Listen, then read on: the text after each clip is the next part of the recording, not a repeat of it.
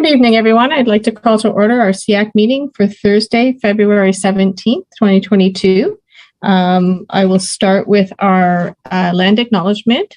The Durham District School Board acknowledges that many Indigenous nations have long-standing relationships, both historic and modern, with the territories upon which our school board and schools are located. Today, this area is home to many Indigenous peoples from across Turtle Island.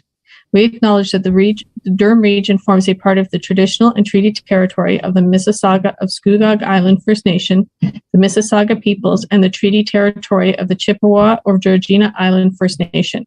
It is on these ancestral and treaty lands that we teach, learn, and live. I'd also like to read the DDSB's Human Rights and Equity Statement. The Durham District School Board is committed to learning environments that are safe, welcoming, respectful, equitable, accessible, inclusive, and free from discrimination, while placing human rights and equity at the center. Okay, and we'll move on to our roll call. We have regrets from Trustee Forbes. So we'll just go through the list here, starting with Autism Ontario. Sensa Renab, present. Okay. Black Parent Support Group. Nobody as of yet. Okay, Durham Down Syndrome. Sorry, I'm here. Oh, sorry. Great. Is it? It's Jenny McLaughlin. Okay, yes. From Black Parents Support Group. Okay, great. Durham Down Syndrome. Tara Cully, present. Okay, Early Years Consortium.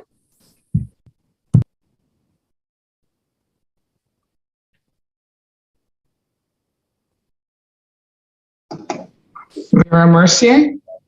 Thank you. Easter Seals Ontario. Christina Salisbury. Thank you. Learning Disabilities Association of Durham Region.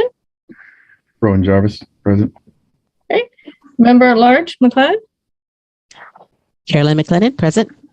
Okay. Member at Large, Edgebean. Present, Donna Edgebean. Thank you. Ontario Association for Families of Children with Communication Disorders. Elizabeth Daniel, present. Okay. Voice for Deaf and Hard of Hearing Children. Kathy Keaty, present. Thank you. Trustees. Donna Edwards for Ajax, Ward 3 present, and Darlene Ford Center regrets. Okay, thank you. And can I have the elementary representatives introduce themselves? Rima Sati, Vice Principal at Carruthers Creek Public School in Ajax. Thank you. And Shannon Robertson, Principal at Wesley Heights. Thank you. And can I have the secondary school administrative reps introduce themselves? Hi, Dawn White, Principal at GL Roberts. Okay. Great. Association for Bright Children is myself and SEAC Chair.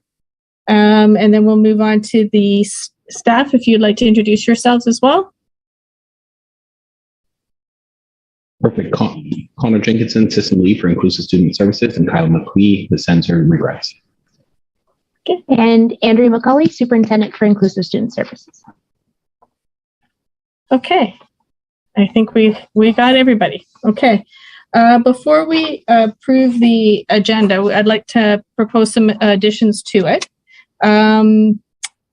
I'd like to add a housekeeping. We had a little bit of a jump between numbers it went from 9 to 11. So we want to stick in a 10 in there for housekeeping items regarding dates for the Finance Committee presentation, as well as this setting the dates for the 2022-23 school year SEAC dates. I also would like to add under association reports, Appearances Partners Conference update, as well as the OSLA Speech and Language Pathology Service Survey report, add that to that, as well as adding a piece of correspondence under number 13 regarding the letter from Halton SEAC regarding the PPM 81 that we'll be discussing during our open discussion period.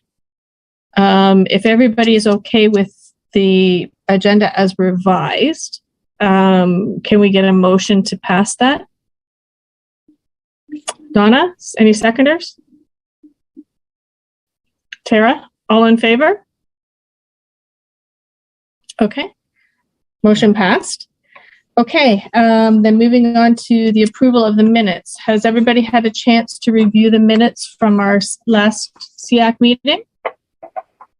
And are there any questions or concerns with respect to those? Okay, can we get a motion then to approve the minutes? Tara, any seconders? Christina, all in favor? Okay, motion passed. Excellent. Then moving on to the staff reports, beginning with the administration report. Thank you, and through you, Eva. Good evening. Our elementary schools have recently transitioned 1,500 learners in between in-person and DDSB at home modalities, with about 1,000 students going from in-person to DDSB at home and approximately 500 in the reverse direction. Connor will be providing further details of the transitions as part of the department update. Grove School, our ECPP programs, includes some timing accommodations for kids in terms of their credit achievements. We're super proud that through Quad 2, our secondary students accessing mental health and learning programs through Grove. Again, the clinical sits dominant in those programs. But the secondary students achieved 11 K courses and 139.5 credit courses through Quad 2. So really proud of our kids who are accessing those programs. At February Standing Committee, an overview of mental health and well-being supports for students, ECPP program updates, and community engagement and leadership connection, supporting children and youth mental health were provided to trustees. And we have included the highlights of that report in our department update. Embedded as a foundation is the tremendous efforts of the kids and the staff directly supporting them, as well as their wraparound at home. So we just want to say a thank you to our students, to frontline staff, as well as our families. Echoing the information from the letter that the DDSB Mental Health Leadership Team sent to School Mental Health Ontario, which was included in the SEAC agenda package. There is research that supports the fact that COVID-19 has greatly affected the mental health of children and youth across the province. And that's why we felt it really important to advocate and ask for advocacy on a provincial level. In a survey conducted in the early days of the pandemic, nearly 2/3 of youth said that their mental health had become worse since the pandemic. And this research is reflected in the direct service experiences of our clinical staff in the Durham board.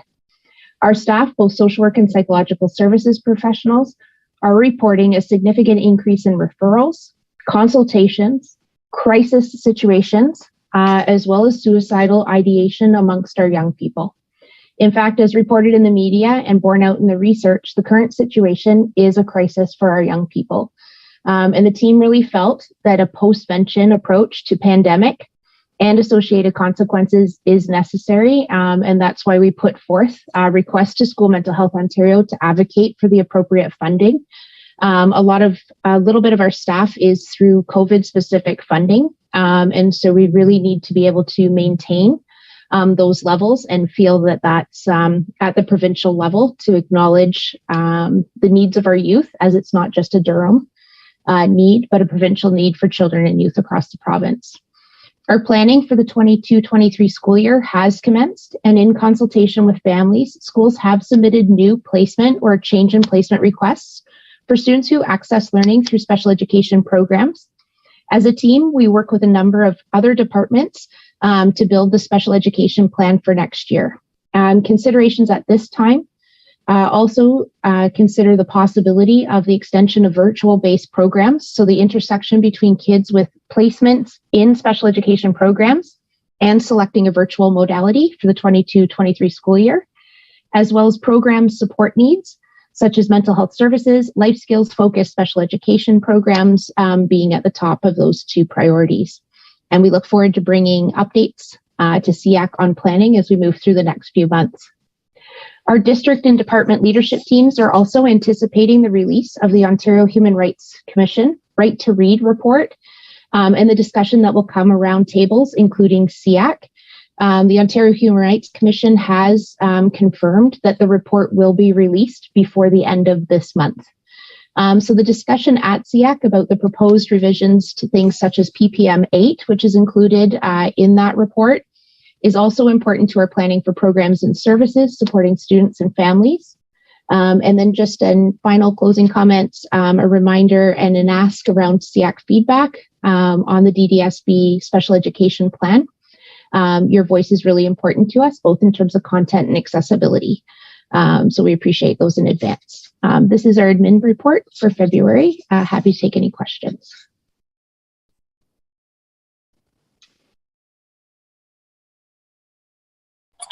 Sorry, does anybody have any questions for Andrea with respect to the administration report? Rowan, go ahead. Hey, Andrea, it was just one question. I know I missed part of it, but you were talking about the intersection between, I believe, the kids with certain types of disabilities and using the virtual platform, I believe, to teach them. How far are they along with that, and what are they imagining to do that? I would imagine it's a very difficult task to meet, but is it something that they're just, I'm sure they've been looking at it, but are they, well ahead? Is there something almost concrete, or? In terms of planning for next year, or in terms of current year supports, Ron? In terms of just what, I guess I'm thinking about the methodology in terms of what they're doing. I think it as I hear it, it just seems difficult. When I look at the students with learning disabilities, oftentimes it's hard to either with focus or different things like that to learn through there. So I would imagine now that looks like it's going to be part of the curriculum on some level, be it primary or ancillary, what that looks like. Absolutely. So we're still learning a lot from our kids. And I would say there's some that are finding it to be an asset and some that find that it elevates the challenge, right? There's an ability to focus when you can change your environment or go off screen. And sometimes the structures of the Google Classroom allow for that scaffolding for executive functioning. But it's also really hard in terms of a social piece. We even note it here right around SEAC, doing what we'll call I'll date myself and say the Brady Bunch squares versus a live conversation that's got dynamic group conversation, and the effort that it takes some of our kids to navigate that as well. So we've got a lot to learn still, obviously, but we took good comfort in when the ministry released a doc entitled around supporting students with special education needs in virtual or remote learning. And when we did a gap analysis on that document, a lot of the strategies that the ministry was recommending gathered from districts across the province using University of Ottawa. A lot of them were confirmations of practices in place, such as the one-to-one device program already having been in place in Durham, a lot of our technology team teaching and that ability to do one-on-one coaching as well as educator coaching.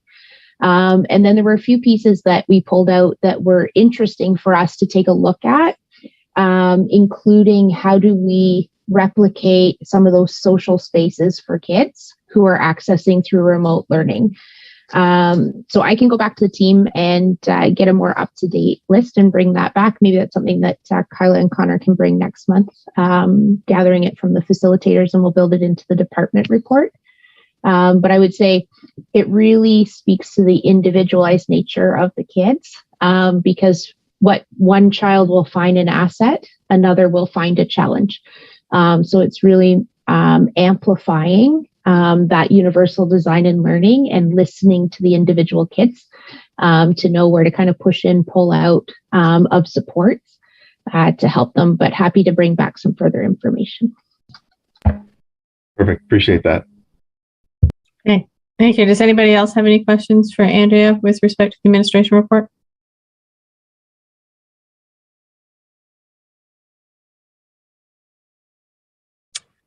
Jen, did you have a question? No. So. No. Okay, just wanted to make sure. Okay, if we don't have any more questions for Andrea, then we can move on to the board report with Donna.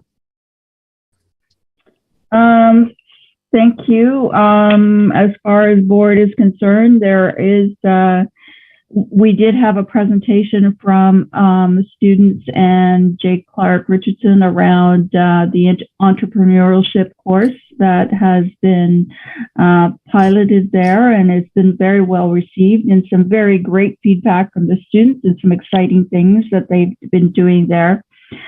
We did go through our consolidated bylaws, so they will be going going forward, which is to finally be approved. It's taken a while to do that, as well as timelines around the human rights policy to ensure that we get it, keep it going, and get it through to the board. An update on sort of some of the growth. We're one of the boards that are still growing, but seems to not being recognized when it comes to some of our capital projects requests. But we are still growing, a growing board, and so we have to redistribute some of for some of our schools to accommodate that growth. I think that's really that's it. Other than I'm sure that a lot of you have heard about the about the announcement that was made today around the budgets for the next school year. This is the earliest we've ever seen any type of announcement around budgets in my sort of years as a on SEAC, I think, from that perspective. And so we'll talk a little bit about a little bit more about that as far as finance updates and the process, budget process. And that's my report. Okay, thank you, Donna. Does anybody have any questions for Donna with respect to the board report? Okay, then we can move on to the Inclusive Student Services Department report.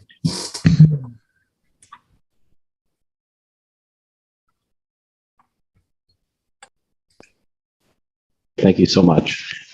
So as was noted by Superintendent McCauley, or as well as saying that there were significant transitions that happened. So we're looking at approximately 500 students who returned from DDSB at home, returning to their in-person learning environments, that be their in-person schools, and then noted that there were approximately 1,000 students who moved the other way. And that was something that when we look at the initial thoughts around that, it was thought to actually be an opposite, but we know that Omicron had a bit of a different agenda to play on this. So that is why we were seeing an increase of students actually going into DDSB at home, and then an increase of access to that. And looking at the stats that are there, we did have 76 students in the mainstream who were moving to DDSB at home with IEPs, and 11 students in special education classes. All were in SSP classes, which then necessitated the adding of a fourth class to accommodate that. And I do want to tip our cap to the very proactive and collaborative departmental approach to determining structures and supports that are needed. It's a really collaborative and comprehensive team, and that met many times to be able to look at all the needs and all of the supports that were needed for students in many different respects. We also want to note that there were no closures of classes from there, and that the classes that are remaining in place, these are also classes that are above complement in a typical year for us as well. And in terms of students who are returning to in-person learning, you'll notice that our students in the gifted program, basically we had 8 and 8. So we had a straight number going back and forth, and 6 students returning to in-person learning in special education classes. In secondary schools, the semester model has been a welcome shift for our secondary students and their teams as well. They're excited to get back into what would look like a more typical type of school year. And there's also just been that greater variety of courses and interactions. And I know that definitely benefits a lot of our students as well, especially in our small special education classes as well. We'll move forward. And want to send a bit of an update from our psychological and social work services. You'll notice that there is a distinct note on the work that the two teams are doing around anti-Black racism and anti-Indigenous racism, and how the teams are really diving in depth into some of that work. But what I also want to note is that this is not just in exclusion with these two teams. There is a lot of work happening across the department, including book clubs, as well as working alongside Indigenous and our equity departments, and across all of our teams in the work that they are doing in looking at how they can dismantle some of these structures and some structures that are there as well. So there is lots of ongoing work across the entire department, but with a very specific focus, as we saw. We want to highlight some of the work that social work and psychological services are doing with that as well in terms of their professional learning. If we look at some of the active service referrals that are in place, the numbers, as you can see, we have 2,226 active referrals to psychological services and 1,458 active referrals to social work. And from the last update, we have 65 psychological services, 81 social work in attendance, as well as 49 speech and language services. What this really talks about is also some of those broad sector supports for youth and their well-being that we know are also a little bit strained as well, just as what was being mentioned by Superintendent McCauley as well. And the fact that we do know that we are seeing increases in our referrals, we are seeing referrals to greater services, but we also understand that when we try to make those connections with our community partners as well, that they are just as strained and that they are just as pushed in many different directions. So we do want to note and highlight the fact that there sometimes are, and we are seeing the results of lower community access to points for students with that kind of tier 3 and tier 3 plus needs, which do require some of those outside and some of those community access points as well. We also want to highlight the continued work and the continued highlighting across the DDSB of Bell Let's Talk Day around our mental health and well-being processes.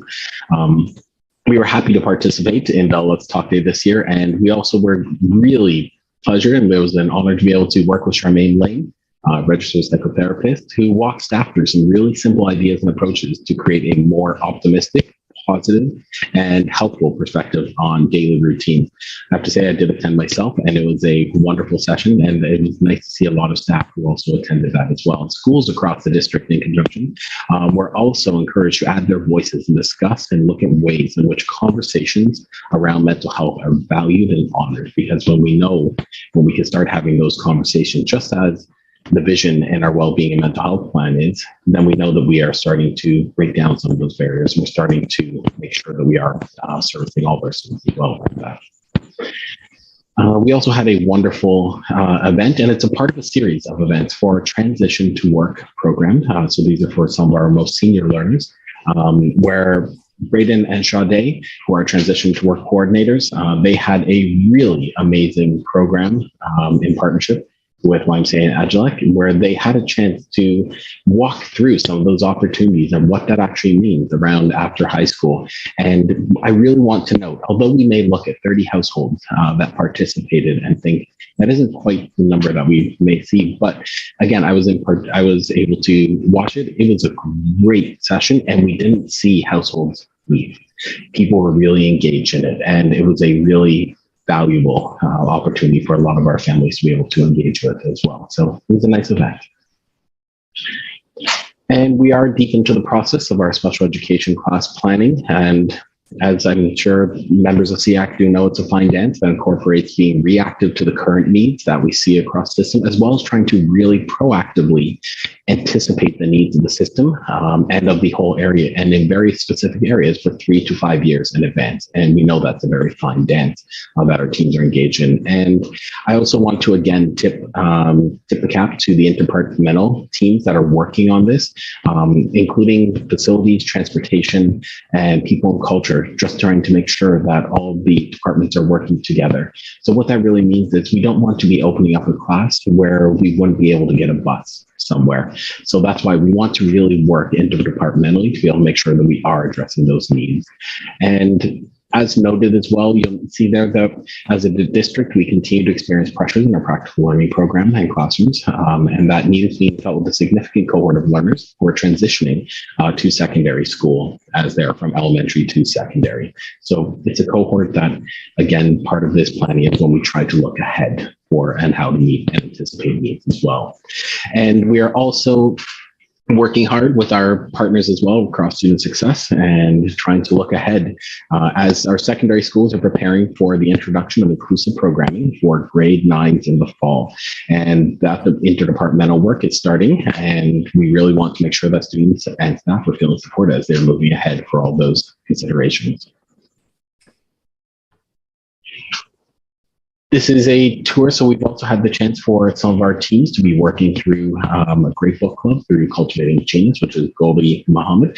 And it's also featured with our NTIP teachers, where they are looking exactly that. So an equity framework for culturally and historically responsive literacy, because we do know that providing voice for students, and as well as having students engage that, and then providing educators with the means to access that voice and to, is a wonderful way to start some of that conversation as well. Which also ties into another book club that is taking place as well. We do have staff who are engaging with this, which is the Andrew T-shirt Fitzgerald book, Anti-Racism, a Universal Design for Learning. So it's called Building Expressways for Success. And as you can see, central facilitators across the department are engaged in meaningful and collaborative dialogue, supportive of big ideas. And I want to bring you just a little flavor from this, because I have to say it's actually one of the, I had a chance to read it. And it's a neat book. I want to bring you a couple of quotes from it, just because I think it will really appeal to some of that collaborative work that has to be done across our teams as well. So every student brings their full story every time they set foot in the school building. How will you acknowledge that story? To honor a student means to say, I see you and I'm learning from you.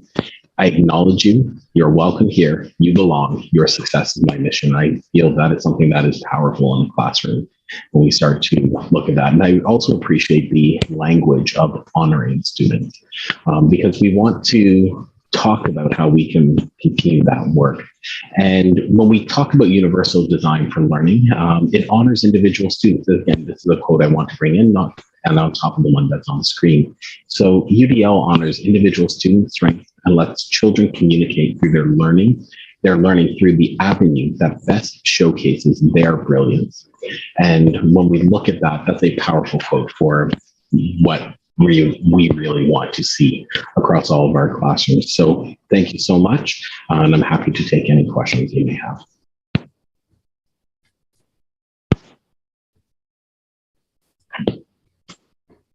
Sorry, Tara, I see your hand. Go ahead. Oh, I've got two questions. The number of active service referrals for our mental health, do we have year-on-year stats? Like, I know we're going up, but do we actually have, like, how up are they going up? Eva, through you, if that's okay. We do. We hadn't generally pulled them month to month until most recently. We tended to do them in kind of half semesters and semesters. So we could pull from last year. I know when we spoke to trustees in December, we did give the kind of what the precise uplift was from fall to fall. But I can do a year over year and we can track that going forward. I think it is one that we're going to try and build in each month to SEAC as we come out through that post-pandemic, because it speaks volumes, right? There isn't really good research on what care load, which is how we've changed our language. Students aren't a caseload, they're a care and wraparound. So the plan of care and a care load of referrals per clinician. There's a lot of variability in terms of the research, in terms of what is a reasonable service amount for a practitioner in their fields across sectors. The only thing that we have consistency on is we are currently well above any of the researched. The numbers greatly vary. I have yet to find a report that sits underneath our current referral numbers. And as Connor said, our community partners are stretched. As maybe Dawn would speak to, our schools are really stretched for those tier 1 interventions and exhausted. And so what we're finding is our teams are actually stretched in both directions because they're trying to augment the tier 1 that school teams have hit that wall of exhaustion on, but we're also trying to mitigate where community partners are understaffed and have some staffing crisis points where they can't fill their position. So they're actually under roster seats to pre-pandemic levels because it's the program size minus the impacts of staffing gaps for, say, CYWs and social workers. And so that puts our board staff in a position where our PSSP or professional services staff are actually being pulled both ways. And then at an increased referral rate. So that's something that as a leadership team, we're really, really super conscientious of right now for the impacts on them personally and professionally. We engaged a conversation with our secondary administrators, last week, and have plans for some sessions with our elementary admins, because as we lead teams and school leaders lead teams, and then our teams, both frontline and classroom, and our resources in terms of clinical staff are all stretched. One, we need to lead with compassion and understanding. And two, we need to figure out, are there things that come off? Because the service needs of our kids absolutely come first. The hard thing is there's not too many other things our staff do besides exclusive focus on student service. So definitely some peak concerns in terms of volume and type of need too, right? We're not seeing worries. We're seeing heightened needs that really need to be specifically attuned to, for sure. So I will keep bringing them forward. They're unvalidated numbers. Obviously, it's within our own software system, but I think it's definitely one to watch. Yeah. Thanks.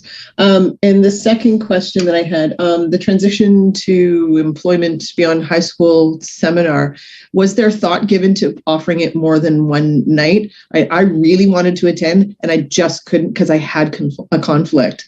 Those sorts of things. Is there options for parents to see that afterward? Like, do you know what I mean? And just it's a struggle for everyone. You don't necessarily want people to be doing, after hours things all the time, but for things like that, just one night tends to be Thursdays I can't do because, and it's always on a Thursday. Can we, I don't know if there's any other options to give some parents more thought, because again, like you'd said, I really wanted to go, but I just couldn't.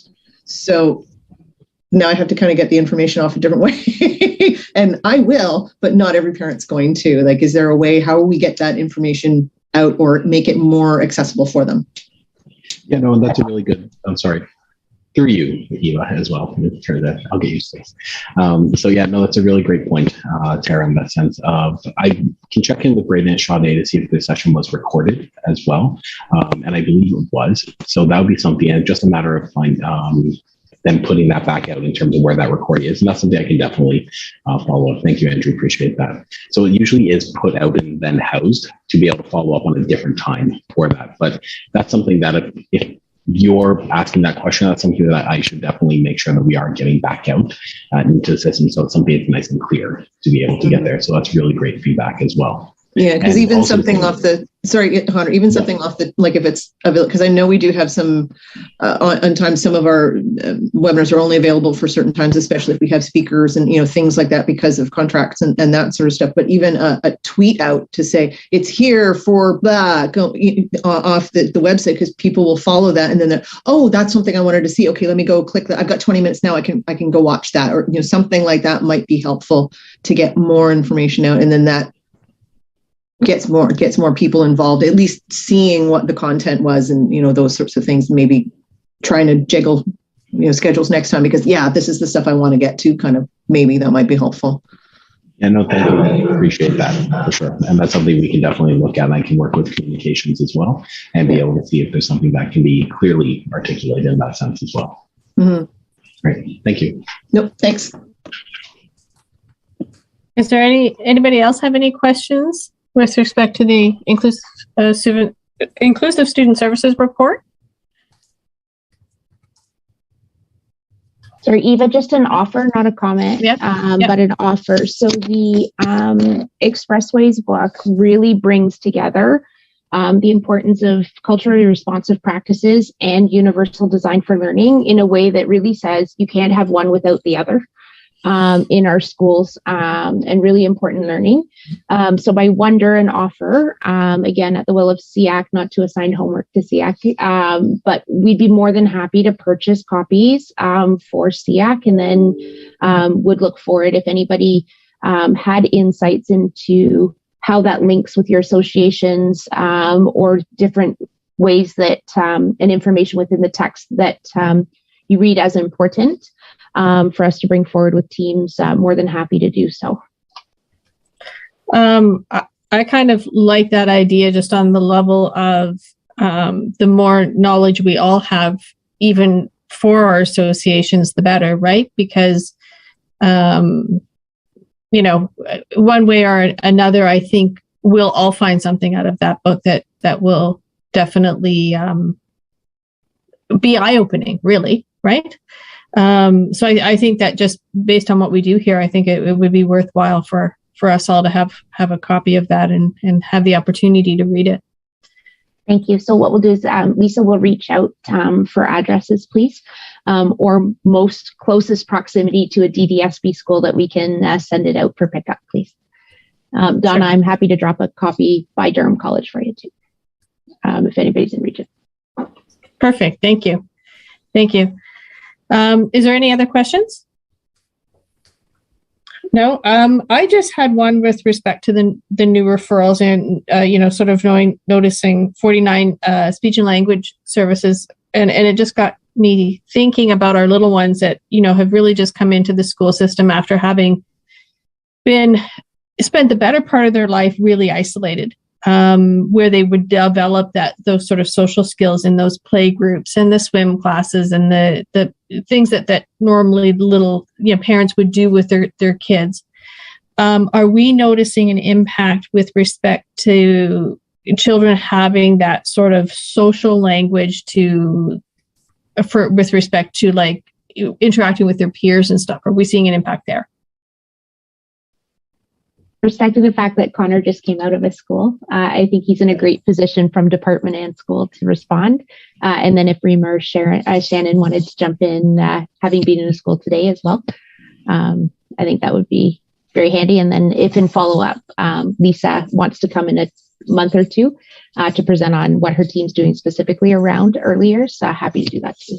So Connor, over to you, and then Reema and Shannon if they got further comments, if that's okay. Yeah, thank you so much. So I will say there is a bit of a difference this year. We are definitely seeing the effects of the pandemic, especially when we are seeing that. And I think, Eva, you phrased it very well. So it's the knowing how to go into schooling. It's the knowing how to interact with one another around how to have those connections with each other, because you're absolutely right. I think of my own son's experiences. They didn't necessarily do a formalized daycare, but what they did do is that they were in every single city-run program that you could imagine for early years, where they did have that type of programming. And again, knowing the impact that we are seeing that. And I just want to say as well, I did come from Bolton C. Foley, where there are, I mean, it's a school of amazing opportunities and all kinds of incredible things. But there are definitely things that we do take into consideration. There are factors that we do have to consider when we look at our students coming in. And yes, I would say there are some very significant impacts that we are seeing across schools. And I don't want to put words into Shannon and Reema's mouth that they are doing, but I do know, kind of coming out of that Ajax area as well, it's something that I know is definitely front and center in a lot of our, in our school leaders' minds as well.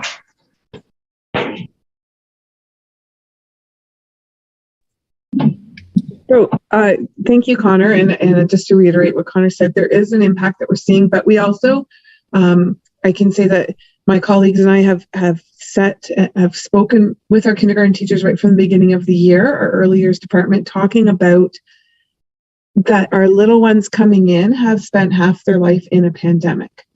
And what does that mean? And where is our focus going to be? And with that mindset, it's been so much centered, that play-based learning became so much more important. It has always been important, but it really, you saw what that is essential at this time, because those are where the social skills are being learned. those are where they're being practiced, and the conflict management, like peer relationships, that they're working through those. And it's kind of fascinating to watch because they aren't coming with that same set of skills because they haven't had a chance to interact with kids like they have like other kids had in previous years. And so there's some new learning happening in our early years teams. I can speak for the ones that my staff have been incredible, but I know that talking with other colleagues, that's where our focus has been, is having our early years teams really ready to meet that challenge and to actively teach those social skills and that play-based learning. And it's been wonderful to see. And you really start to see the kids come out of their shells this time of year. A lot of chatter, a lot of Mrs. Robertson, I'm so glad to see you, and blah, blah, blah, blah, blah, blah, when I'm coming in for whatever reason it might be. So I think that that's something to be aware of, but it's also been really wonderful to see them blossoming. And I think there's been a real upturn in the number of students coming. There has been at my school. Then my kindergarten program has grown substantially this year over last year. Great, thank you. To follow up in terms of the departmental focus as well, we do continue to work very closely with our early years department in several different areas as well, because we do know that this is going to be Shannon put it beautifully. We have little people coming into our buildings who have spent half their life living under this reality, living within this reality, and having to then gain the skills as well. So it's as a department, we are working very, very closely to make sure that we are aligning our practices so that, again, as Shannon sees it and we will see it at the school level, that our teams are ready and that they have the right approaches and that they're getting the right resources as well. Great, thank you. Donna, I see your hand up. And just to follow up that, I wouldn't mind hearing from our secondary representatives, because I know that there's been some other challenges, especially around the social, emotional side of things, especially because they have, not only in grade 9, but their grade 10s as well, because they've had 2 years of basically being in and out, and they haven't necessarily developed the skills that was required to adapt to secondary. So I wouldn't mind hearing from the secondary panels, teachers as well, principals, administrators, about their comments on what they have seen. And that's over to you, if you don't mind, please. Yes, absolutely. Thank you. And you raise an absolutely excellent point, Trustee Edwards. We are looking at basically 2.5 years worth of students who have not experienced a full semester or full year of semester and what that looks like, and having been in and out of virtual and in person and cohorting. And we have seen an escalation. And as Superintendent McCauley mentioned earlier, not just an escalation in mental health, but escalation in behaviors where we seem to be in crisis mode for the most part. And I have 2 teenage boys myself, one in grade 11 and one in grade 10. And this is the first time my grade 10 student is experiencing a semester system. And there is that level of anxiety that he's feeling about that as well, doing 4 courses at a time. So we are navigating those waters with our students and with our families. And of course, with the support that we're seeing from the ISS, but it has been a challenge. And I can say, like, I do hear a lot from teachers as well as parents and students, that this has been the biggest challenge for our students, because most of our kids haven't done a semestered system, right, until now. And that transition has come with some challenges. We are doing our very best to support the students in their understanding of how, even the time management skills. When we look at time management, going from 2 courses now to 4.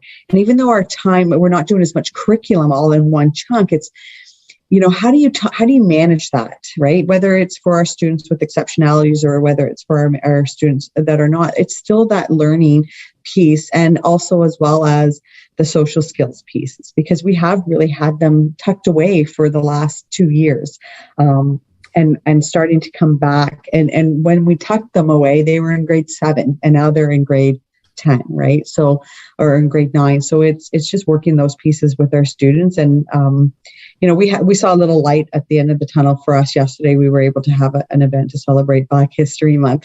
And it was just, we came alive. Like it was very much following COVID protocols, but we were able to actually see the school came alive for us. That's how we felt yesterday. And you asked the kids and you asked the staff, and they actually felt this little bit of normalcy. And really, we were fortunate. We had a lot of representation from the board office that were able to come down and just help and help the kids. And it was the first sign of, I don't want to sound doomed, but the first sign of excitement that I got to see as we've gone through this. So it's been challenging, but these little things these glimmers are now starting to give us a lot of hope and joy.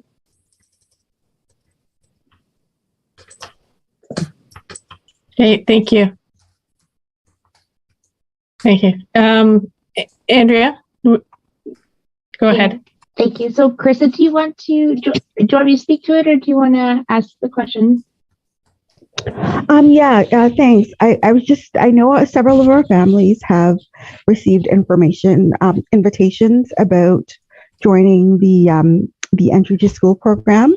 Unfortunately, some of us are not eligible since our kids are already in school, but just wondering if you're involved with that. It's quite complex, all of the different pieces of information coming from the ministry. So especially if you're already on a referral list, just wondering, it's just a lot to navigate. So if you have any information about that, that would be appreciated. Absolutely. So thank you for the question. I think it ties beautifully with how our little ones doing, right, in the entry. So and since we're going to jump in as well too, if there's connections through your organization as well. So we know that local partners had applied and received approval to be providers of the entry to school program. That's the one of the components, the revised Ontario Autism Program, that looks at supporting kids in the 6 months leading up to school start. And that's the one where Sense of Redems brought us information, and some of our wonders were, what about the intake? What happens the 6 months in the winter when schools are operating and things like that? So what we do know is we've had partners reach out, requests for room use in some of our schools across the district, and facility services is supporting that. And there's a strong connection with our early years team. And then over the next couple months, we'll start to see information where there's consent around how do we start coming together to support those families. So I'm just wondering, Carissa, if it makes sense, I'm just thinking of timing with those offers going out and our community partners accessing their curriculum in different layers. If we actually ask a couple of the partners to come to the April SEAC and do a community presentation on the launch of the entry to school program, and then it would give SEAC a chance to ask questions as well. That would be fantastic. Yes, thank you. Eva, is that all right? Yeah, that would the group. Okay. Is everybody in agreement with that? Yeah. So we'll do a reach out and ask, and what we would do is substitute it with the presentation on the agenda so that we don't ding into your discussion times. But give that. So between Connor and I, will reach out and take care of that. Okay, perfect. Are there any other questions? Hi, Eva. Oh, sorry. Go ahead. Yes, please. Sorry. Andrea spoke to most of what I was going to speak to. The invitations are out. The programs are starting in March. It will be a 6-month program, half-day in-person program for the students participating. The thing that I want to reiterate for Carissa is that the invitations are going straight to the families. They are not going to case management or service coordinators. They are only going to straight to the families. So it's important for our families to recognize that this information is important. It needs a response and follow-up in order for them to take advantage. So we're really trying to spread the word that this thing is out there. Look out for your invitation if your child is in the eligibility age. Great. Thank you. Oh, sorry. Did you have more to add? Go ahead. I do. Andrea, I think it's a great idea to have them come in and speak, but I also would like them to include, they have a little table that talks about all of the new autism services. And it's a little easy category to say, if you're receiving this, then you're not going to be eligible for that. And although the focus is the school entry, I would like them to include that information as well. Thanks so much. So I'm actually going to admit to multitasking for a moment. So our local partner is Lake Ridge Community Support Services. So I'm just reaching out to their executive director, Sandy Hoskin, to ask her about April before I lose the thread. So Sensorina, thank you, because I'll include that as an ask of SEAC as to send us that table, and then with invitation. So thank you. Perfect. Thank you so much. Okay. Then we're going to move on to number 9, which is our open discussion period with respect to PPM 81. And that's with respect to the provisions of health support services in school settings. Andrea, did you want to talk about that first? If I can just kind of set a bit of schema, and I think it does link to the K to 12 Standards Committee recommendations as well. So I think between Donna and I, we can kind of set that, and then I'm really looking forward to SEAC's perspective on this. So the PPM provision of health supports in school settings was last revised in the mid 1980s, so 1984. So probably due for a renewal. And then it had a few other documents attached to it that are referenced, such as the clarity of speech language, but those were all still in the 80s as well. So I think from a PPM perspective, the intentionality of integrated service is something SEACs have long been asking for. The Standards Committee absolutely built into recommendations, and as districts, right up through and including this fall, we've been asking for that integration between Ministry of Community Support Services, Ministry of Health, Ministry of Ed, because that's where our students who have complex needs really draw across the ministries. So I appreciate the intentionality of that intersection of ministries and focus on children and youth. The focus on schools as hubs in the community is excellent as well. The document does lean into aspects of the Ontario Autism Program. It does lean into a change in all of our school-based rehab services and the relationships with our local treatment centers, as well as changes the who does what under regulated health acts, and does download some of those responsibilities of regulated health acts onto education staff. So it's got, I think there's some really great parts. I think there's some parts that boards are looking for some more clarity on.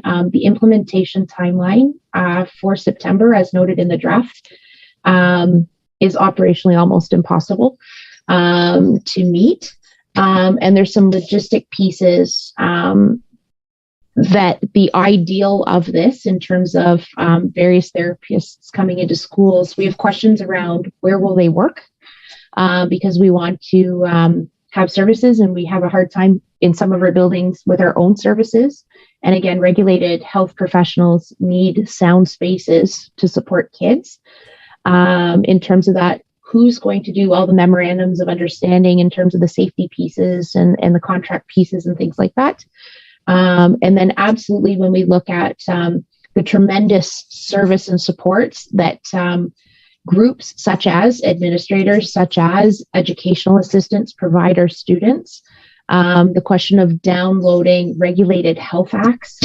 So the Healthcare Act does allow for some transference, but the intentionality was to parents in terms of those evening shifts and things like that. And this does bring that into the education sector as a concern. So lots of kind of interesting facts as we read through it.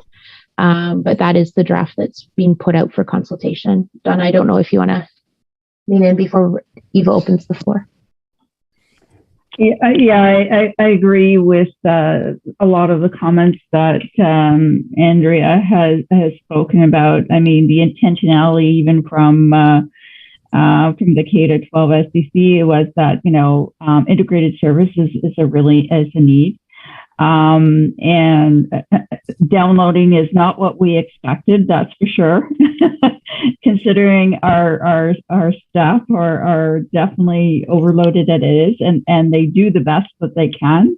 But if you tie in the report from the Ontario Speech and Language and Audiologist, you actually also see their concerns around PPM 81 and the need to look at this. The interesting thing is that when in our K to 12 SDC report, we also said that if you're going to do something like this, that you need to basically consult with the partners as well as have people with lived experience to do it, and recognizing that there will be some differences regionally, geographically, etc., as well, that you have to take into consideration. So I agree 100%. There's no way this could happen by September. But when we look at doing a response, my only caution is that I don't want to focus just on the labor issues, although I know they're extremely excessive and I'm not trying to downplay them, but I also would like to sort of focus on that there's a real need to look at this PPM 81. And then also, we also said that they need a designated lead and provide a framework, not only for the provision of services, but the funding of this. I mean, because that's the other issue is that if you look at the report, they talked about duplication of services and etc. And unless somebody sits down and say, okay, look at this is what we're going to do, and this is how we're going to fund it as well, and this is how we're going to work it, and recognizing that there will be sort of the lead from the government's point of view may be different, the lead locally, because of just capacities and abilities and services available, it might be different. So I want to stress the need that we still need this to be looked at. Yes, highlight the issues around the downloading and so forth, but maybe even make some recommendations as far as, again, stressing that we need to have a working group. I'm thinking of something that we did, like the OPSPA had started an initiative around the mental health leads, and we actually got a community together and really looking at this and coming up with a framework, right?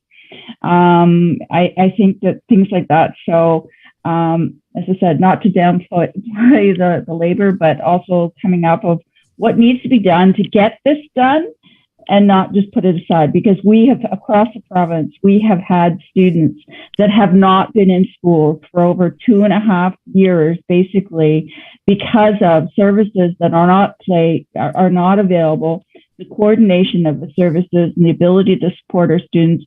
And I know that our staff have worked very, very hard to ensure that that didn't happen, but we're at a breaking point. Right? Like, we're really looking at what next year is going to be, and we have learning gaps to address. We have an even higher number of people being referred, and our communities, as mentioned earlier, our community partners are suffering as well.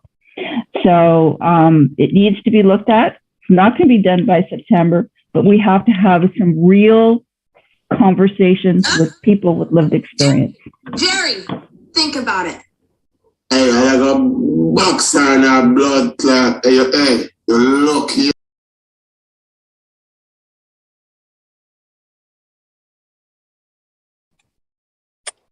Okay. I'm not sure what happened there. Anyway, does anybody have anything they want to add to this? Any questions that they have? Regarding what is contained in this memorandum? Elizabeth? Yeah, go ahead. I think when we talk about the Oslo report in the association reports, some of what I would say is involved in that, but the main thing that I feel strongly about is the unification of speech and language therapy, and I was really pleased to see that somebody's finally addressing that. I think when I first learned about that division between speech and language when I was a student 20 years ago, it didn't make sense to me then, and it doesn't make sense to me now. So it's going to be a really important thing that happens to get that solved. Yeah. Does anybody else have any comments or anything from the sort of their first glance at this? Carolyn, I see your hand up, and then Tara. Yes. Donna, I mean, you were mentioning, and I thought too, when I saw September 2022, I thought, wow, that's a short time frame. Do we have any sense of how long, what time frame we really should be aiming at? I mean, there's a lot of things that maybe some things that could be done by that time, but is there realistically some things we know that can be done before then? Or by the time that's set? Eva, is that okay? I think it depends on the level of implementation. And if it is supported in the different complex ways, right, that Donna's referenced. So for example, in a school that's at full capacity, and none of our schools were constructed with clinical spaces. We have found them within our schools, but schools have not been constructed with those spaces. So there are ways to do it. We do have one of our schools where we have taken a classroom size footprint and divided it into 3 micro rooms. And it's quite safe for 3 kids to work with 3 different practitioners. But we're not funded that way for both buildings or the maintenance of the buildings in terms of custodial and care. So those infrastructure pieces are an interesting bucket, if I can kind of just identify buckets of work. So the where would services occur is a bucket. The resorting, so as Elizabeth said, this really kind of unifies speech language services and says the first practitioner does fulsome services. So that reconstructs school-based rehab services and our internal staff and how that looks and sounds and some of the cross-training that would be required in order to take on the full scope of practice. Those are interesting pieces when Ministry of Health regions and ed regions are not a perfect match geographically. And I know they're false lines on maps when we say we're driving from one municipality or region into another. But our partners such as Grandview service 6 boards. And then we know partners like KPR, DSB have 3 different health units that they, like 3 different CTCs that they work with. So when we look at unifying service, there's conversations that take time and place. And then the other part of it too, that I think when we look at is, and I'll go back to the OAP for a commentary on that, is one of the promised outcomes of the OAP was a regulation of IBI. And so this says providers come in, regulated and unregulated. So then we start looking at in what relationship. We're not treatment centers. We want to obviously infuse where we can. But how do we set out those relationships so that if there is a service on site, there's clarity of it, service on site to an individual student because of the but not in classrooms. Because picture an average grade 1 classroom. You have a teacher, maybe an EA or not, depending on the kids in the classroom. You got the 20 learners. And what happens now when 6 of them have external who all want in to see the generalization of the skills that they're working on down the hall? Who's supervising that workplace and the relationships and the conversations? So I think there's a lot of operational, pragmatic needs that need to be set up for this to be successful. There's a lot of professional learning needs in a number of groups in terms of those parts. And there's a staffing component. Who's booking the appointments and the spaces? Who's doing the MOUs? Because we want to make sure there's things like vulnerable sector check, liability insurance. There's exposures for districts in how this is written if we don't make sure those MOUs are tight and done. And so there's a lot of really great things for kids. The special needs strategy tried to do this for 3.5 years and then got parked. And this is reading very similar to half of the special needs strategy. And it wasn't the Ministry of Ed's side of the table on this one. I think we can always evolve services. I do agree integrated services for kids and families are really important. I think as much as we can take out barriers for service, like having families leave employment to take kids to come back. But there's a difference between a physiotherapist observing a gross motor activity and a exercise, and having, say, I'm looking at like Dawn, having a grade 11 student who's accessing psychotherapy for self-harm, come out of a grade 11 math course, sit somewhere to access therapy, and then have to go into a 12U chem course without that a pause and ability. So when we look at student safety, it's safety physically and it's safety emotionally and it's safety well-being wise. And I think this one it's interesting too, because we would have to delineate. It says, therapies come to the kids. That can be in person, and it can be, as we've been experiencing in the last couple of months, an increased request for kids to access virtually where the practitioner is not actually in the building. So who's supervising the child? And then, as I said, who's doing that wraparound care that's so important as part of mental health practice? So there's a lot. So Carolyn, it's a really long way of saying I'm not sure. We've just received this a few weeks ago. We're starting to put a plan in place, presuming that we will see something come through with some expectations. So we're starting to do the legwork, but there's lots and lots of layers. And then, as I said, there's some really unanswered questions, such as the downloading of regulated health acts that quite honestly are not education staff pillar. And so how do we, where are the different, it depends what the final document looks like to answer your question about what would be a reasonable implementation time. It depends if the document looks like this, or if the document looks a bit different with some of those key concerns addressed. Right. Again, rightful intent, but this is trying to do a massive amount of work in the shortest time we've ever seen for implementation. I think the only time I can remember shorter implementation is, hey, you have summer dollars and summer starts in a week and a half. But that was, hey, do what you're doing now, but do it in the summer. And we managed to do it 2 years ago, right? This is completely revise all healthcare supports, all SBRS, integrate the OAP, and do it with your current staff in your current buildings, with all new ways of thinking and doing, with no time to have the conversations to set it up for success. So, I don't mean to be biased on my opinion of it. I think it's really great intent, integrated services, schools as hubs, absolutely, absolutely, absolutely. But please set us up to be successful for kids and families. This is not set up to be successful for kids and families. And I think that's where my shoulders go up and go, there's something, right? Because if we could, we would. And if it was set up to be successful, we'd pour into it and get her done.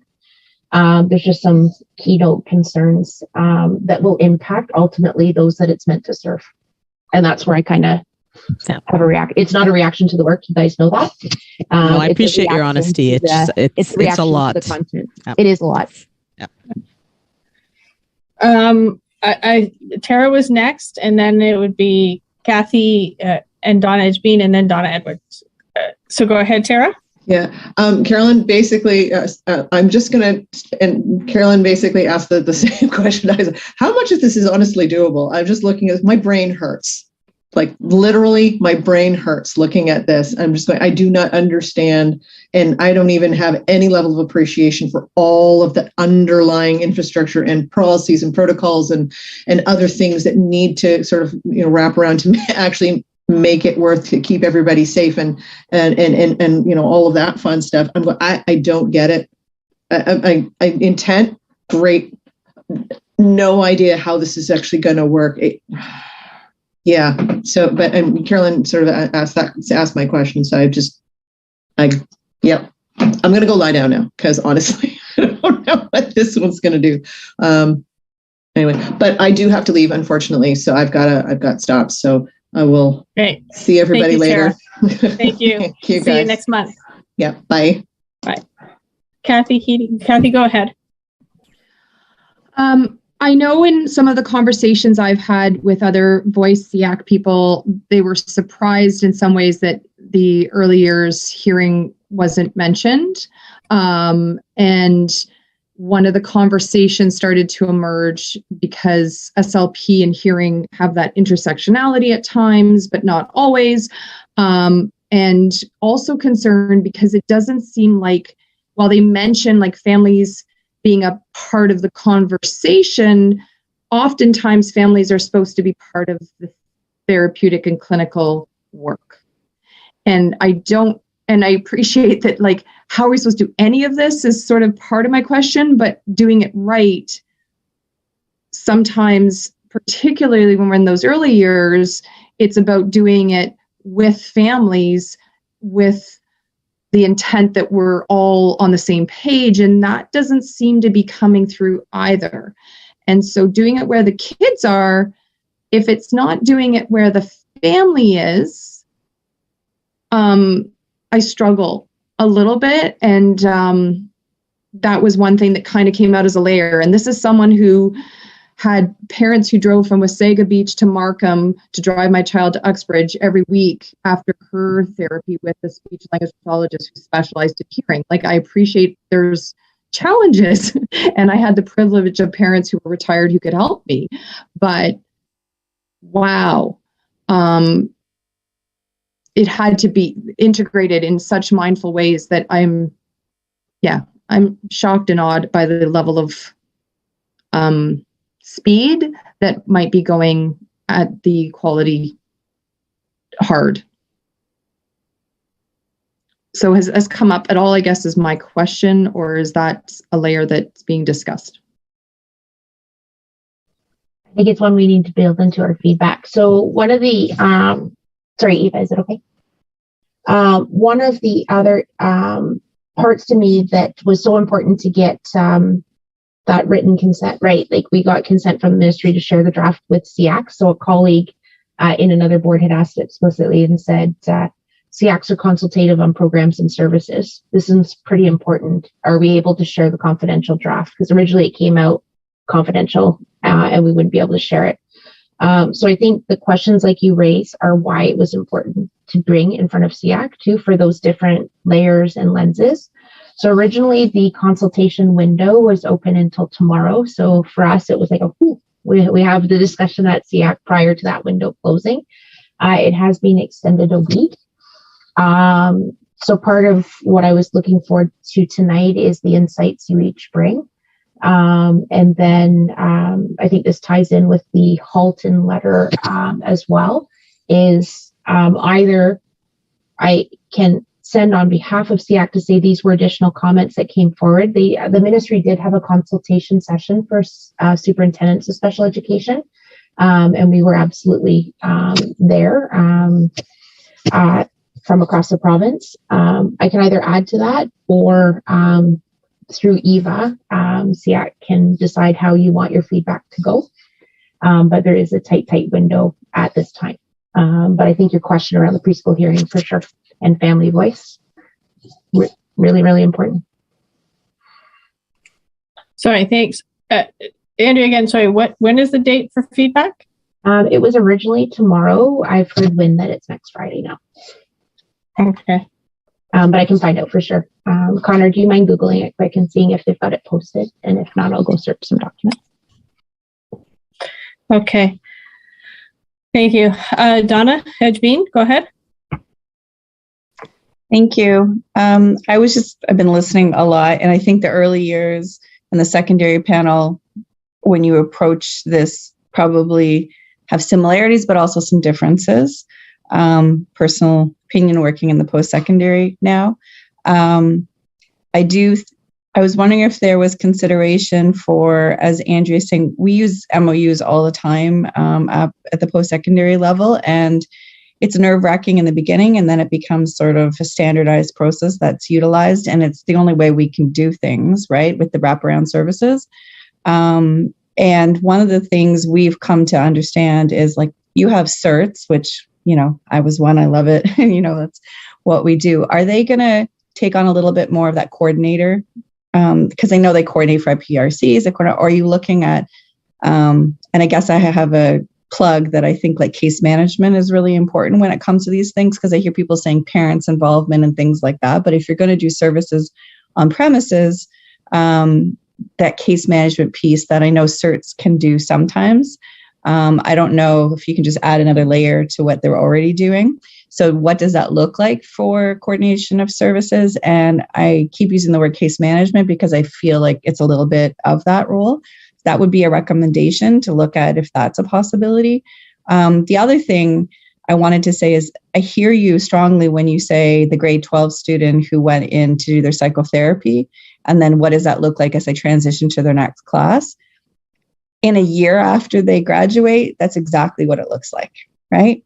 So psychotherapy, physical therapy, massage therapy, diagnostic, whatever, it does happen all in one area at the post-secondary level. And so people do have it and then leave. And part of the psychotherapy session would be those last 10 minutes of transitioning and getting them ready and teaching them those coping strategies. I understand that looks different in a grade 6 student than it does. I'm obviously focusing more on the secondary because those are the ones coming up. And in a way, I also heard things, and it's not directly about this, but since I have the floor for 1 second, the piece about the gaps, you're referring to educational gaps, the whole post-secondary panel is ready and knows this is coming, and we're putting strategies in place. So just if that helps ease your mind for post-secondary, that we realize there will be some gaps, whether it's social, emotional, mental health. We're putting all these layers in. I also sit at heads of student affairs for the province. And so I get to hear sort of what's happening at all of the post-secondary institutions. So that's very helpful too. So everybody is lapping these services together in preparation for educational gaps and social emotional. So you don't have to do it all, I guess is what I'm trying to say, because it's not possible. But the early years, that's a whole other thing. So that's all those comments and a suggestion. So is it okay? Donna, do you mind if I can just? Thank you. I would agree. So we have so for those, because I always try and hold myself in check when we put acronyms into the space, and I realized I did that, right? So MOUs are memorandums of understanding. And they're basically organization to organization contracts for how we're going to come together to do great things for kids. So for example, the Durham board has a number. We have a memorandum of understanding with CARIA around some augmented services. We have a memorandum of understanding with Pine Woods Addiction Center.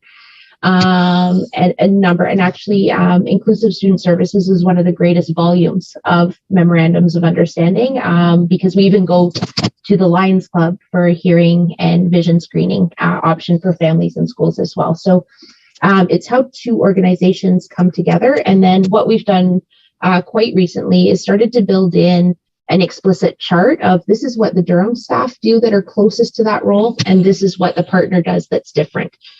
So for instance, with Pine Woods, we have staff that counsel kids for mental health services. Pine Woods has staff that counsel, but they have a specific counselor and supports around gaming addictions as precursory to other addictions. We don't have that. So we enter into the agreement because it's outside of the roles and responsibilities of our own staff, because I think part of it too is honoring the work of different employee groups too. The question for me around MOUs is I think they're great because they go, here's the foundations for human rights and equity, because we've built those into our MOUs too. So how are you upholding these values of our organization and for our kids? It addresses the requirements around vulnerable sector check, liability insurance, and things like that. So when it's organization to organization, it can be quite easy to facilitate. And then, as I said, stay out of scope of current employees and our own collective agreements. Where it becomes challenging in here is that it's individual practitioners that may be individual consultants and may not have the liability insurance to work on our sites. And so how do you then figure that out? And then the unregulated, regulated pieces too, in terms of who's in a building, because schools are not public spaces. So we are, because, you know, we're not open like the mall in terms of free access. Our principals carry responsibilities under the Education Act for the safety and security of those on site and the programs and services there within. So it puts a couple different layers in place, a little bit different in terms of that, where we have groups that carry legal responsibilities for what happens inside. To your point around certs, absolutely, they do coordinate, but not on this volume. When we look at our roles, our mandate in education is for educational access. So our speech paths, our psych services staff do the wraparound care for the purpose of educational access. So where we're looking for additional clarity is if we're going to have things that pull us away from meaningful educational access for kids, our mandate, our lane, who's doing that work and where's it coming from and how's it being funded?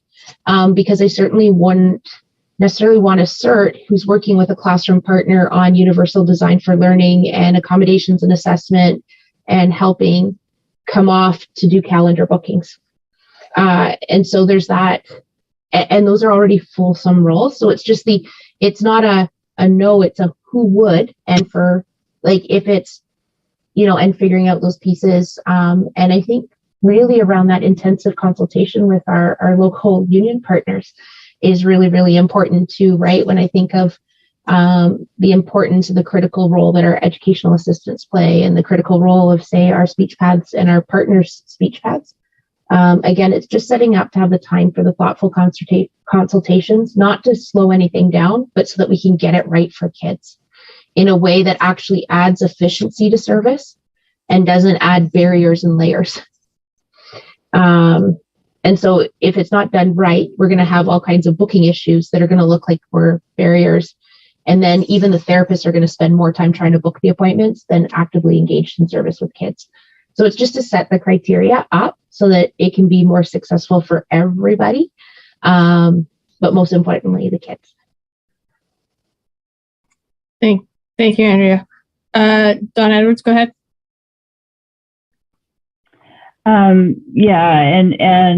It is very complex, and I think it was Carolyn that said that, you know, what do you see, what is achievable?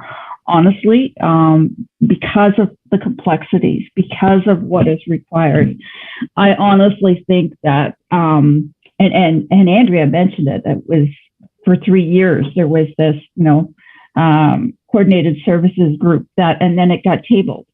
And there was some really good work that was starting to happen there.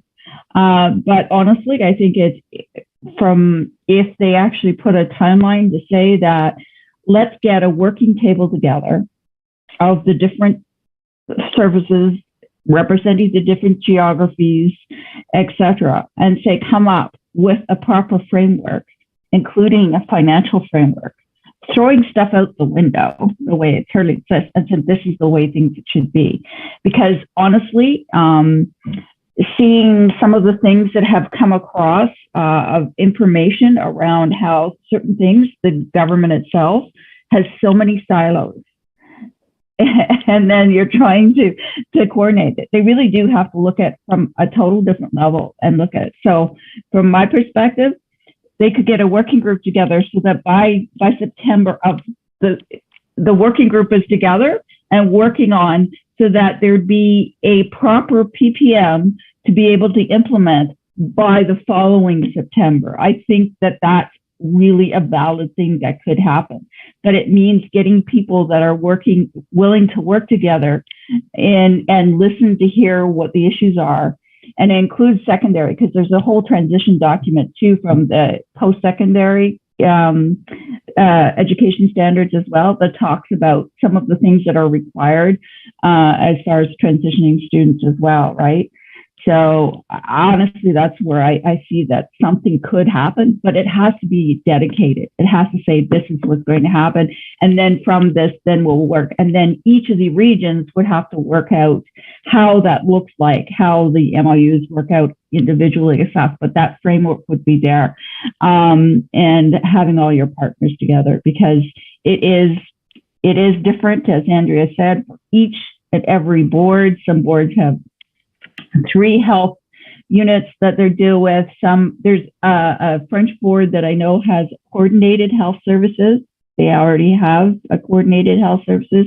And the North, you might not have any services for particular services, and they definitely have to basically contract those services out, and so forth. So it's a big, complex thing. But if everybody's just going to throw up their head, this is never going to get done.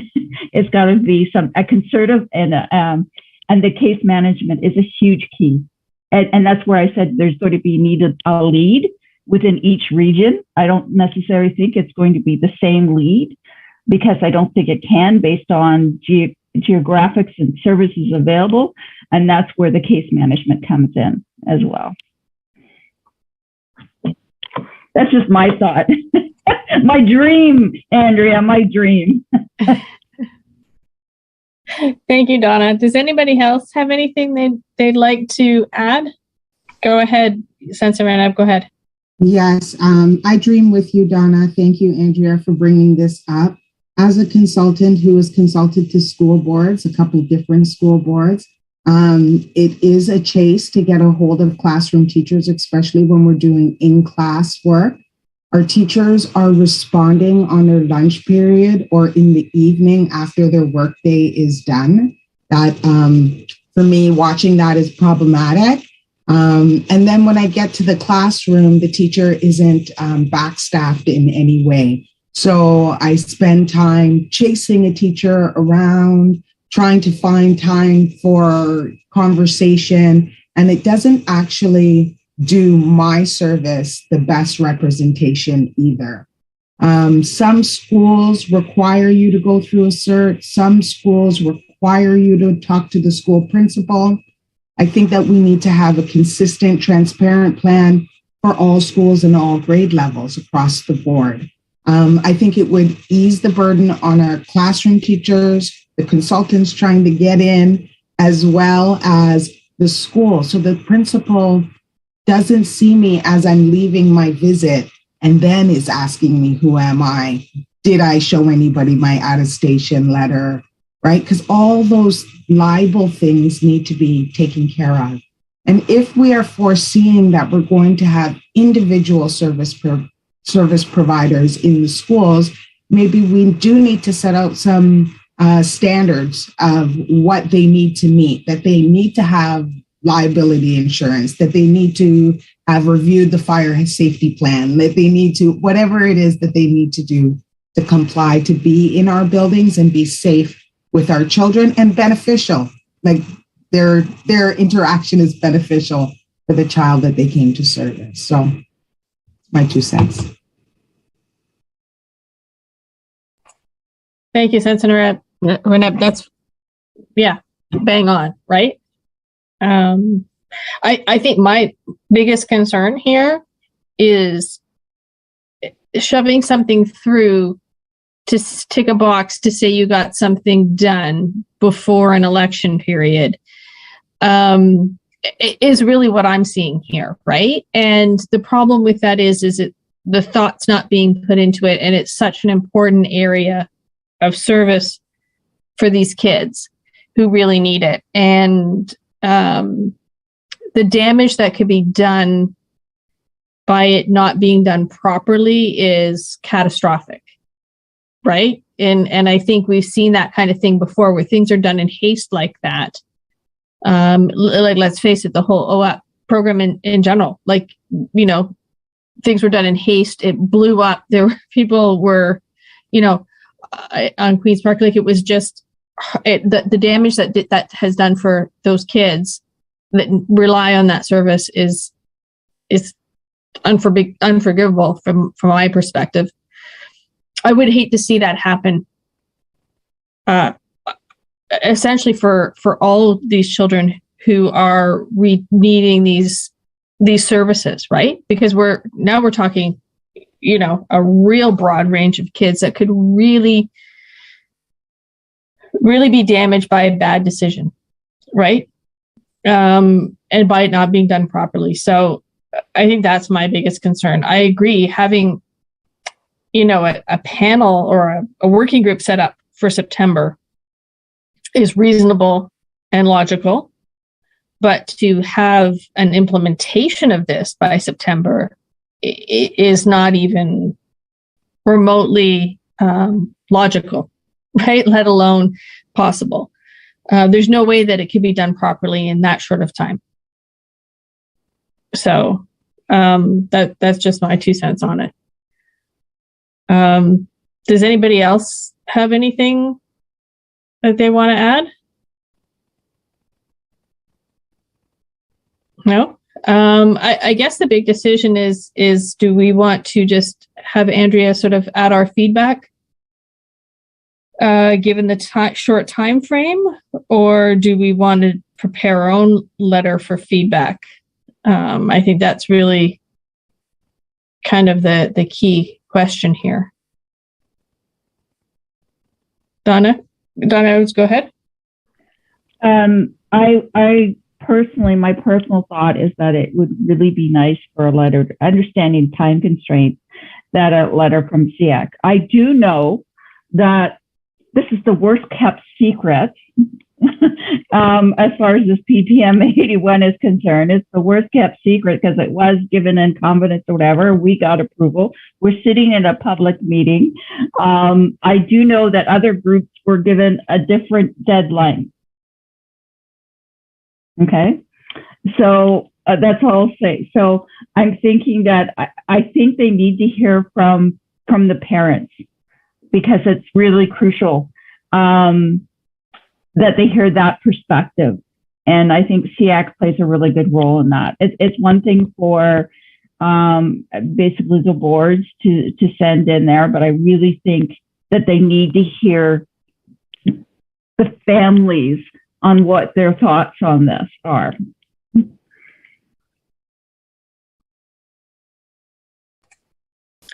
Yeah, I mean, I don't disagree. The only concern that I have with us for meeting a deadline of next Friday is how we turn that around, right? By drafting the letter, sending it out for circulation so that everybody have input on, and then getting it, out. That is a bit of a concern. But I mean, if we're willing to give it a shot, then everybody just has to be committed on that tight turnaround, right? Thoughts?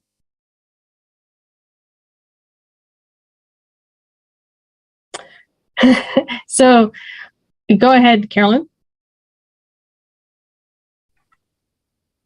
I hear what Donna's saying, but again, in the interest of time, if the board is going to be responding, is there a way for us to again provide that feedback to Andrea, and then that could be included in the response that they're already preparing? I'm just concerned that the time it's going to take, as you said, to do a letter and all that, could be better spent maybe sort of shoring up the response that the board is already preparing. I understand the feedback of families and parents. Obviously, voices within the community as parents and caregivers need to be heard. But given sort of the deadline that was created, again, it was almost set up like, well, if there was no extension, it would be tomorrow. Yeah. Now there's an extension. How much more can we get done or put together in that week, given that we have a long weekend as well, and Go ahead, Andrea. I can just clarify. So the board input went through a consultation session that was live with superintendents of special education. So if I was providing follow-up to that, it would be an email submission into the link. We don't have a planned formal written response at this time. What I am thinking, just an idea to throw out there, is that if Andrea is willing to provide that feedback sort of right away from what we've given tonight, and that maybe because, a lot of times we have an email address, right? On the PPM here. We could prepare a letter, and we may not hit it at that deadline, but hopefully regardless, like if our feedback's gone in sort of supplementally through Andrea, they would take a look at a SEAC letter that came in a week later, or, given the short turnaround that would have been given to, by the time they gave permission for it to be shared to SEACs, right? So I don't know what your guys' thoughts on doing that are. I mean, I'm certainly willing to do my best to try it, if we want to do a letter, to get it out next week by next Friday. But it certainly wouldn't hurt to hit sort of more than one avenue of stressing that.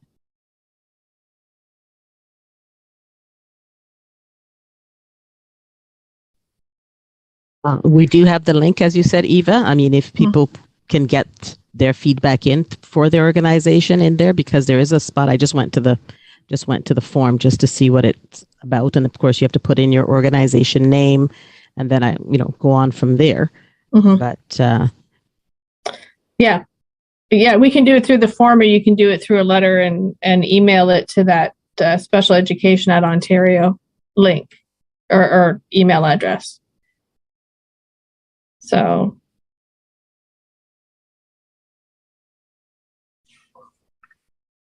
I'm just thinking because, of course, each organization has their own, potentially their own concerns. Yes. So Elizabeth was pointing out that the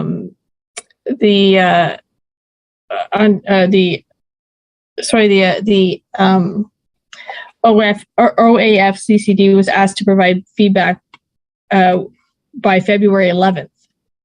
So it does seem like feedback is different depending on who they're reaching out to.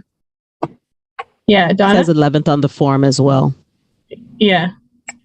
Yeah, and that was the original deadline date. And I would say that a lot of the organizations have asked for extensions. I'm meeting next week with OPSA, with our policy group, and recognizing that the feedback is due very shortly after that. So anyway, so I would, yeah, you wouldn't have to worry about the 11th, but I would say that the 28th would probably be the absolute latest that you should be sending something in if you were going to send something in. But you also have to recognize, although PPMs are not required to go through legislation, you have to recognize the status of the government and going into election time, right? They're not quite in caretaker mode yet, but they will be, fairly shortly. So they're trying to get those things in and out the door as fast as they can before they go into caretaker mode.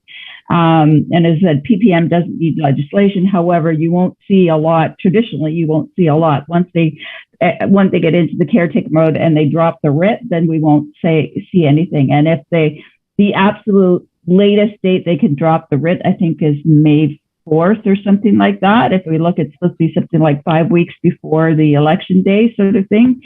So it's a matter if we want to get something in. And I have no problem going either way. Know that if we decide to write something, I'll be right there to help write it and help you guys collect your thoughts together and stuff. I have no problem with that, because I this is near and dear to my heart. I've been fighting for this for a long time. And I also know that every comment that they said, if this is done wrong, it's a huge detriment to our students. Okay, so we could, well, I mean, we could do a letter. We could even focus a letter on basically saying that the turnaround time for feedback isn't enough to give it proper, care. And we, so we could focus on that, put our concerns out there sort of, with respect to it not being done properly, and the effects that could have. And also stressing the timeline of the expected implementation. I think we could put together a letter. We just need to vote and just know that we, if we get that letter done, then we've got to turn it around quickly. So if everybody could be watching for it to do that, so that we could just get approval that way. Sorry. Okay. So timelines and who they have or haven't consulted, times, inclusion, exclusion of services, roles, families. Yeah, happy to help. Okay. Yeah, that would be great, Kathy, if we could help. Okay, so why don't we do that? So why don't we, do we want to make a motion then? So do you want to make a motion for us to write a letter providing our feedback? And then we can just do the sort of circulation and send it out via email amongst the group. Anybody want to make a motion? Sorry, I have my hand raised. That was my motion. Oh, sorry, I can't see it. So you're making that motion? So, okay. Any seconders? Sorry, Donna? Donna and Sensa? Okay, all in favor? Excellent. Okay. So we'll do that. And Kathy, maybe we can coordinate with you and Donna and try and get something turned around as quickly as possible. Yep. Okay, great. All right. Then we are going to move on to our housekeeping items. We'll start with the dates sort of for the finance committee meetings and the presentation. Andrea, did you want to speak to that? Respectfully, Donna is chair of the committee, Donna. so yeah. I would defer to Donna unless she wants to turn it back to staff. Okay. Yeah, no, I mean, I've just had a preliminary meeting with, as far as setting up the dates and so forth, that it hasn't even gone to the board, the report for the finance committee, and as far as in dates, proposed dates, but we are looking at basically towards the end of March for public consultation. And so before that, we basically will talk about have a preliminary budget and analysis of that. We might even have the technical document. Who knows the way things are going, because they did release just the overall arching and some of the funding. We just don't know what that looks like for individual boards at this point in time. So we are looking at that process, so it will be earlier. The dates will be, I think, in our board report to be approved by the board for finance committee, but we are looking initial public consultations at the end of March.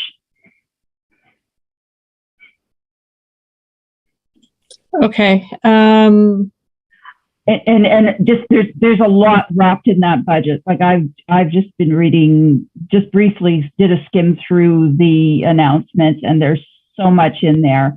But again, it just depends on what we qualify, because when they announce this big dollar amount, and then when it trickles down, we find out what it is for our individual board, or even if we qualify for it, depending on, because some of them is tied to local, what is it called? Geographic circumstances and stuff like that as well. So.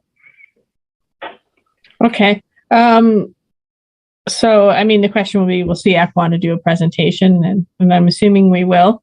And our budget person has had to drop off early, so we might have to reach out to Tara, unless anybody else would like to tackle the presentation to board for the budget. But just to give sort of Tara a heads up and a a nudge. Do you mind? She's usually pretty good at taking that on. She's a bit of an old hat at it. So,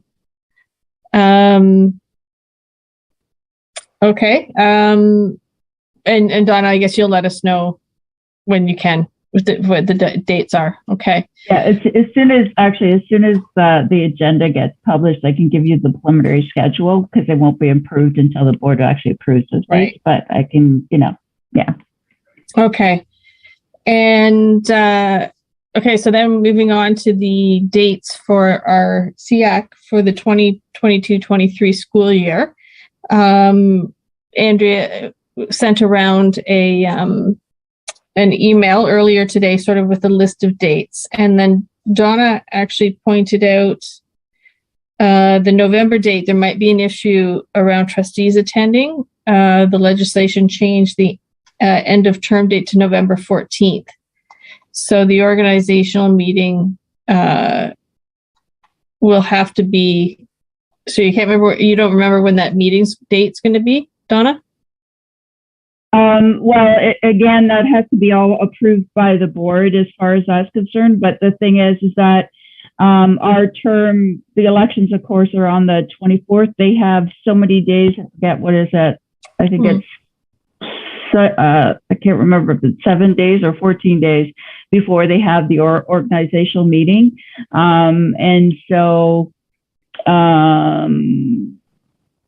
yeah, after that. So I think it works out. It's the November board would end up being the organizational meeting sort of thing, would be okay. So that would be after, if that works out. Yeah, I can't remember. I can't remember. Or the November Standing Committee would have been the meeting. So it just depends on when they have it. So for the new trustees that are to be elected, because October 24th, of course, is the municipal election, which our municipalities seem to have forgotten about trustees again. I've already seen some preliminary things about municipal elections and new candidates things, and trustees are not even enlisted in there. So it's hilarious.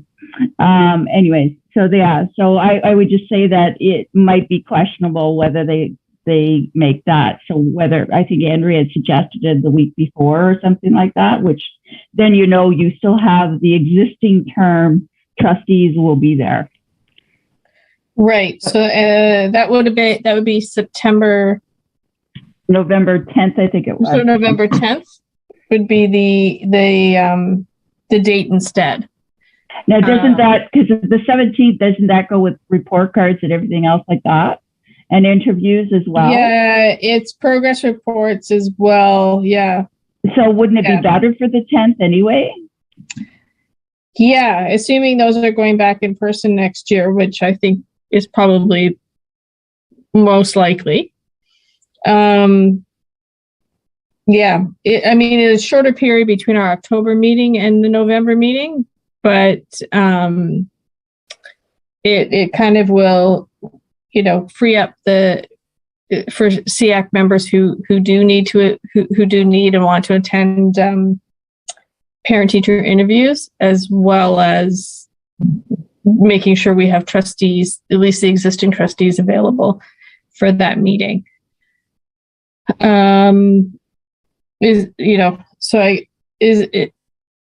So there's that date, and then May 18th would run into the long weekend. I know a lot of people try to skip out early. There are a lot of people who like to take Friday off and maybe leave Thursday night to go away or to the cottage or whatever. So we're posing May 25th, the week after, for the meeting date instead. And then for June, we're looking at the 15th or 23rd. So we might want to move it to the 23rd if our May meeting is the 25th, just to give it a little bit more distance between the two meetings. Any thoughts on that? I think that last one would be June 22nd. June 22nd. Hang on here.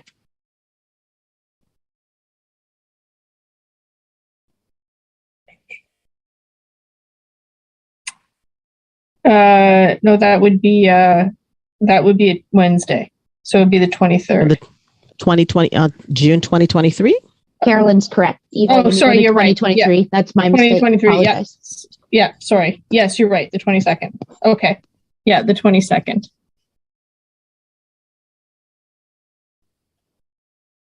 So, if everybody is okay with that, so we're looking again November 10th instead of the 17th of 2022, May 25th, 2023, and June 22nd, 2023. Does anybody want to make a motion to approve those dates?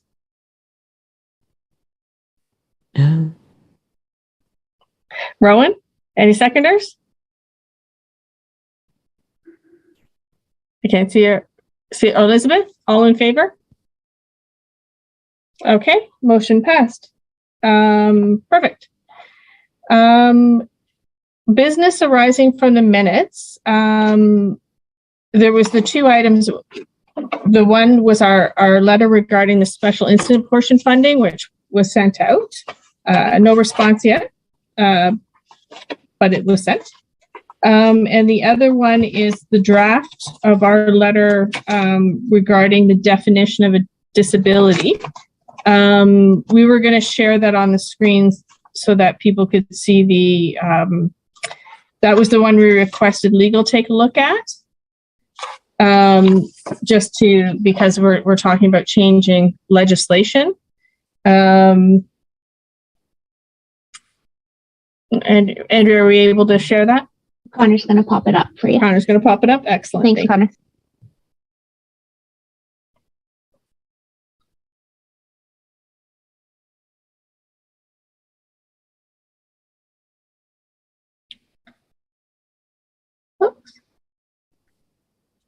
Oh, I don't think that one's showing the track change or the track changes on it.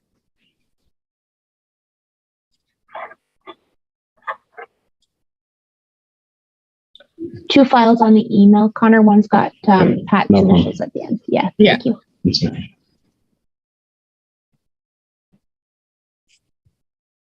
Well, we know that copy was sent out, and we just want to get approval from everybody that you're okay with the changes from legal.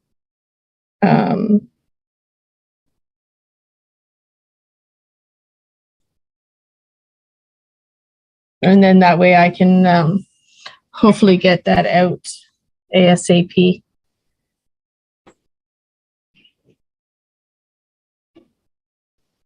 Is that being shared? I'm not seeing anything on my screen. Yeah, Connor's just pulling it up, the one with the track changes. Yeah. Sorry, that's my dog in the background. I only have the track changes in it. Perfect. So just in case, I know that if you're looking at it on an iPad or whatever, you wouldn't see the track changes. So we just thought we'd put them up and get your feedback on whether or not you're okay with the changes as made by the board council.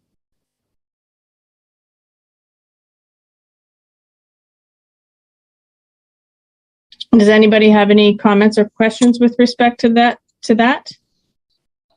Eva, you'll tell me when to scroll down. Yeah. Maybe scroll down a little more.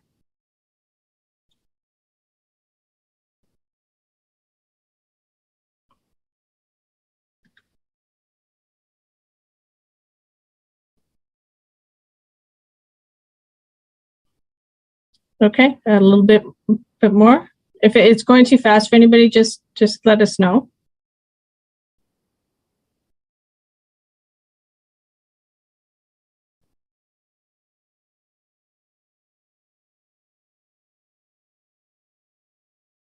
A little more.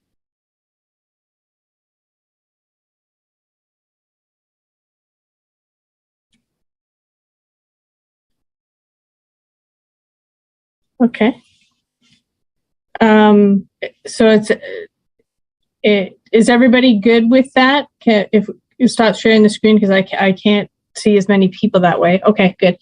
Does anybody have any questions or comments or concerns with the letter as written?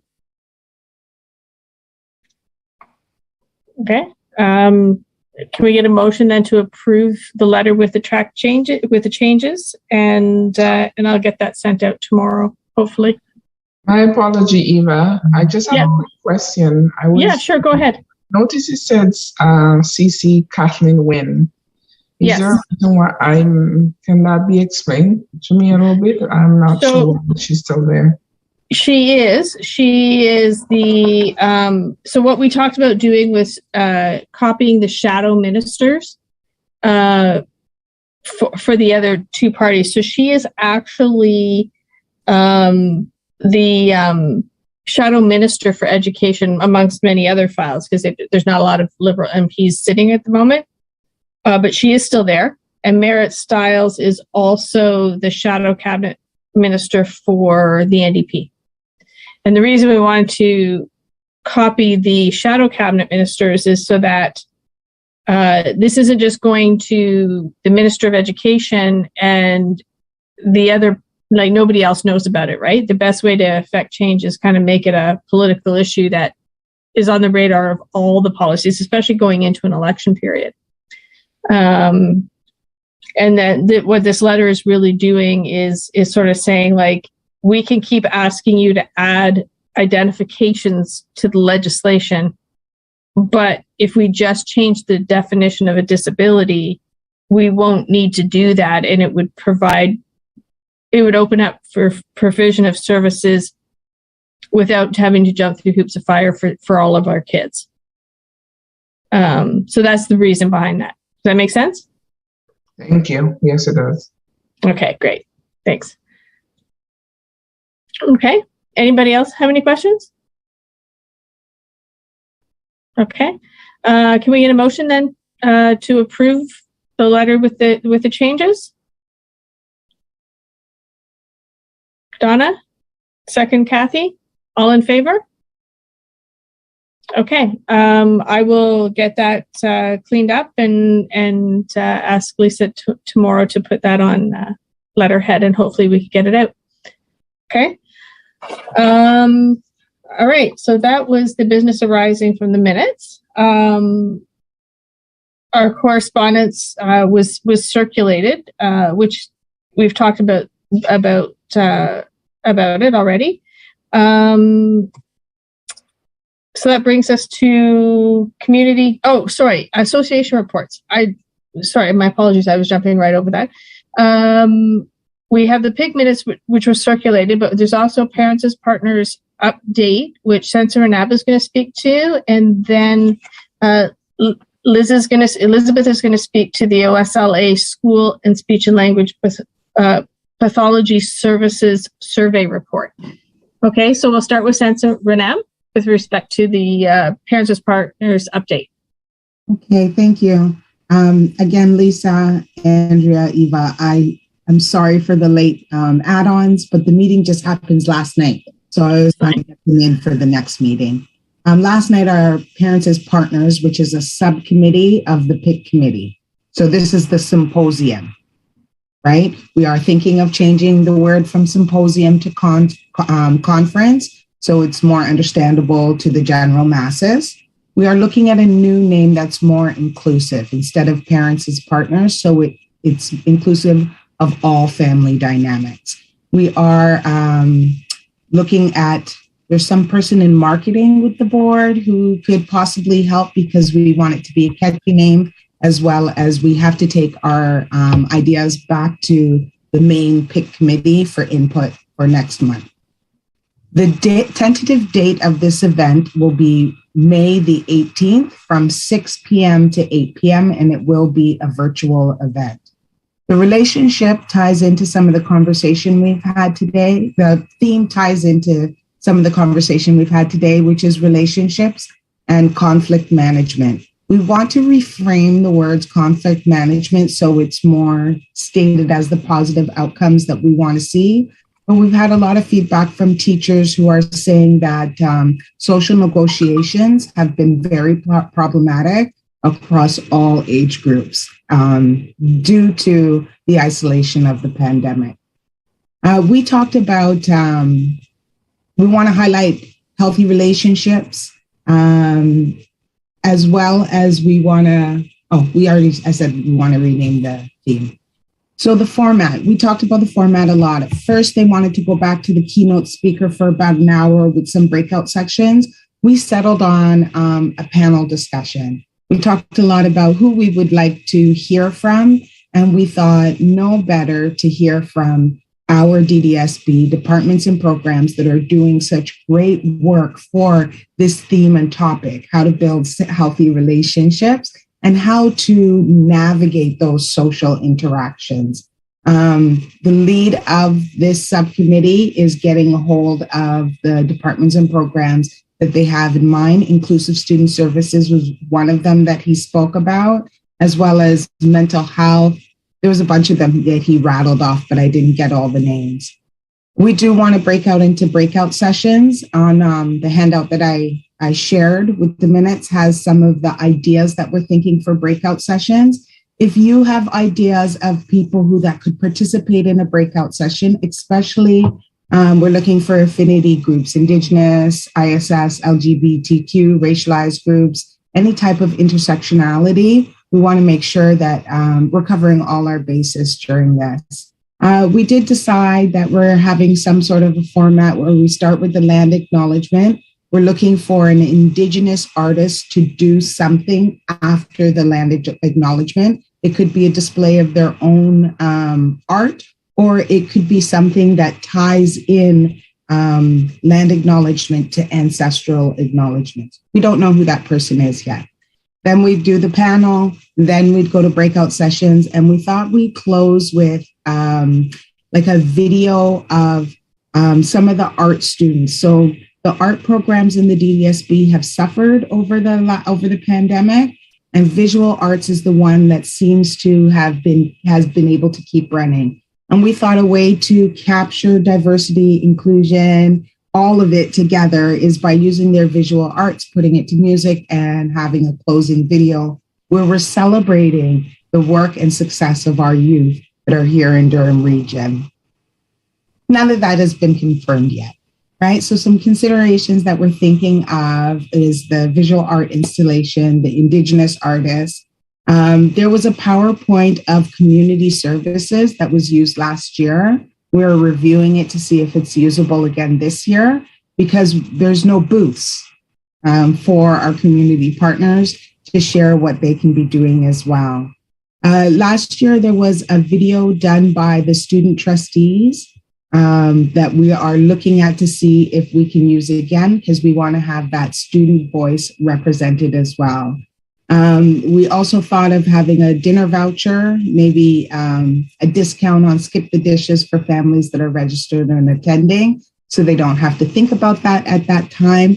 And I also suggested that we have a service navigator as a breakout session room. They may be unwanted the whole time we have breakout sessions, or they may be the most wanted, but I would like, if we're presenting all of these services on the panel, that families that have actual questions, that they can get them answered before the session is over. And I wanted to just share that with you because I am looking for feedback. If we have any people who can run breakout sessions, I wanted to tell Inclusive Services to watch out for the email because we're going to ask for May 18th from 6 to 8 p.m. And if the student trustees, if there's any other way besides the video that we can have that student voice there, please let me know. Thank you. Anybody have any questions for Chancellor Neb or some comments?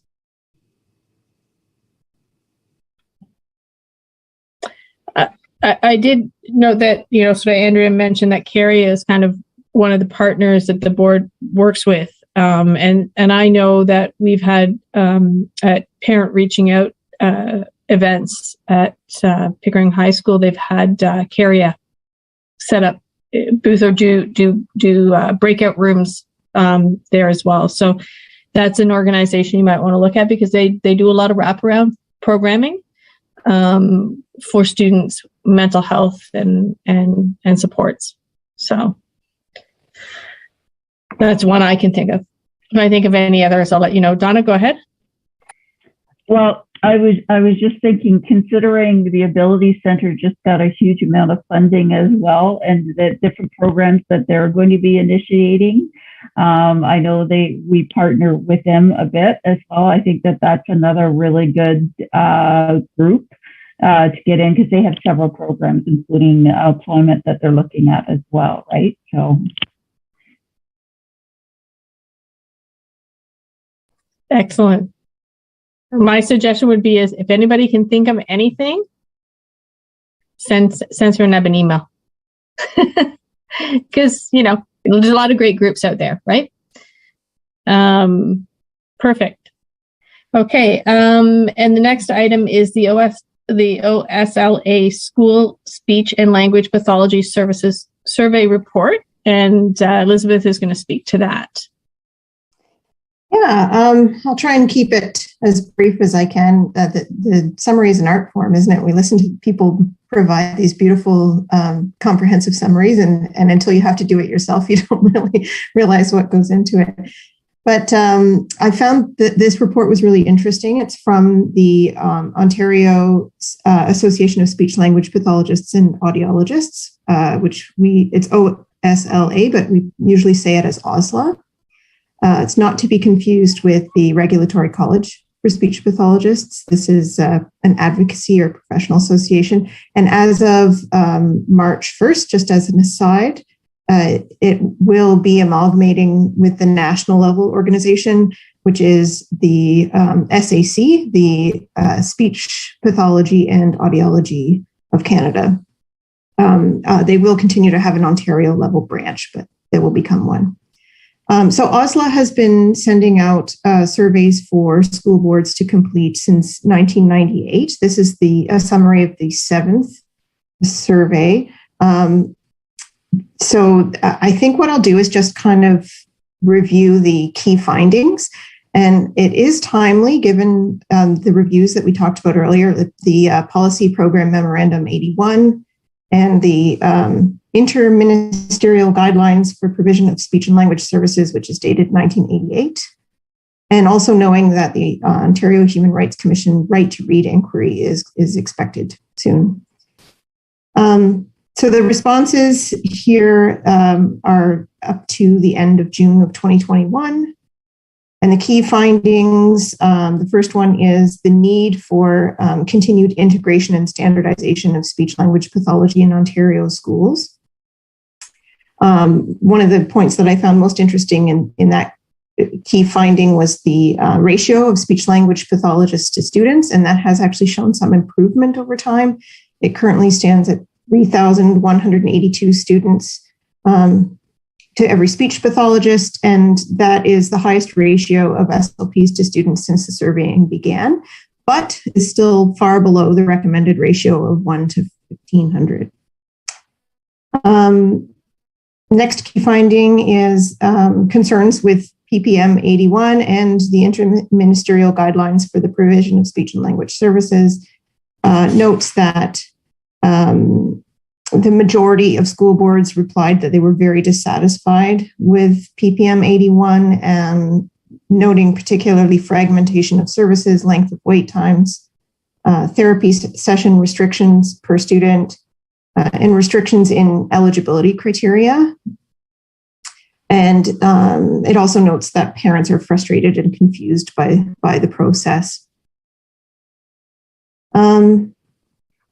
With an analysis of some of those responses, they've also concluded that there has been no real improvement to wait times over the past 12 years. The next key finding is increased concerns regarding preschool to school transitions. So the respondents are saying that there's an increase in overall dissatisfaction within the last decade. They're citing concerns about increased demands and complex care needs in kindergarten, and the form for transitions being ineffective in providing adequate information on the nature of impairments.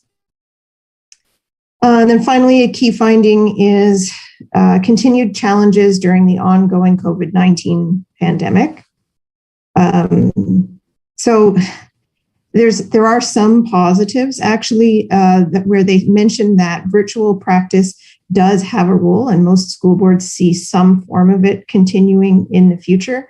However, there has been detrimental impact on young children's oral language and early literacy development.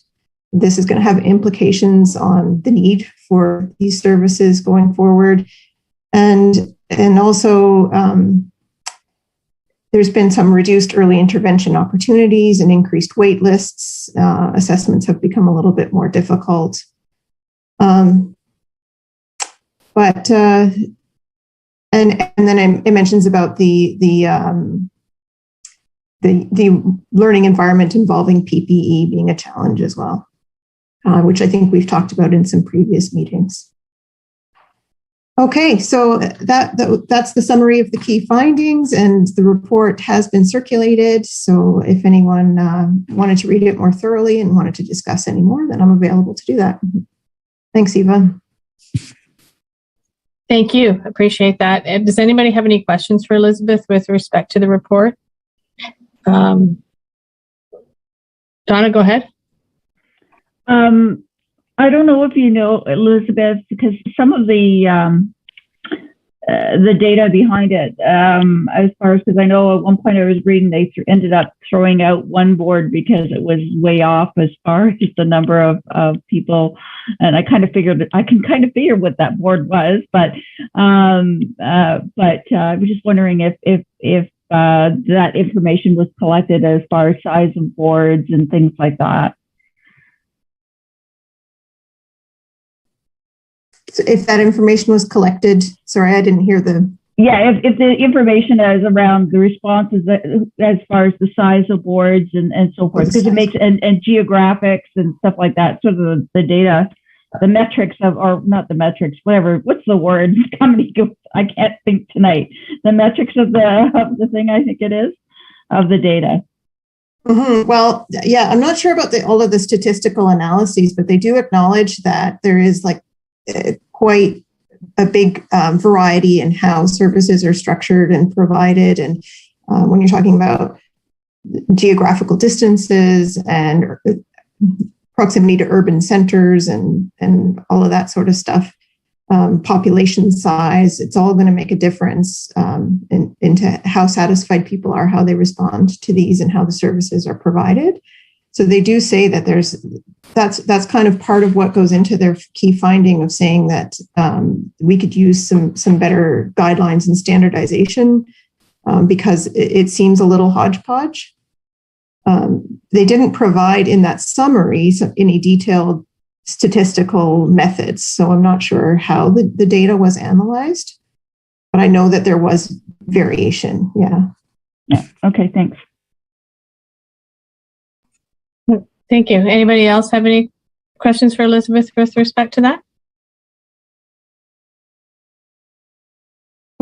Okay. All right, then. Moving on then to community concerns. Does anybody have any community concerns to raise at the moment?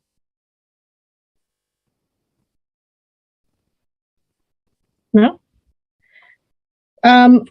I have, well, I guess it's not really a community concern, but it's probably the best place to sort of fit it. I just, I was having a couple of thoughts. I know we have a variety of affinity groups, and I think a lot of what we do here on SEAC, in many respects, can touch those groups as well, right? And I'm just wondering if we have a list of the affinity groups at the board, and whether we want to start thinking about maybe asking them to join us at a SEAC meeting and just to discuss sort of, sort of that intersectionality between some of the stuff that they might be discussing and some of the stuff that we discuss. Is that something we can get, Andrea? Yeah, we can definitely take it back. It's growing. Each of the affinity groups is led and composed of volunteers. So lots of pull on their time as well. But we can certainly reach out and ask. One that comes to mind right away is 9 in terms of neurodiversity. And then definitely each of the groups, some newer than others, but all providing really critical supports to families, and coaching to the board as well. Great. Okay. Yeah. Thank you. Appreciate that. And I know one time we used to, there was certain PD that SEAC could attend. I don't know if that's still available to SEACs. Yeah, absolutely. So traditionally we have shared some of the professional learning opportunities with SEAC. Outside of PD days, for instance, our teams in secondary are involved in Learning Tomorrow, half day school-based, and our educational assistants are involved in the school-based, as well as some role-specific training on the other half day.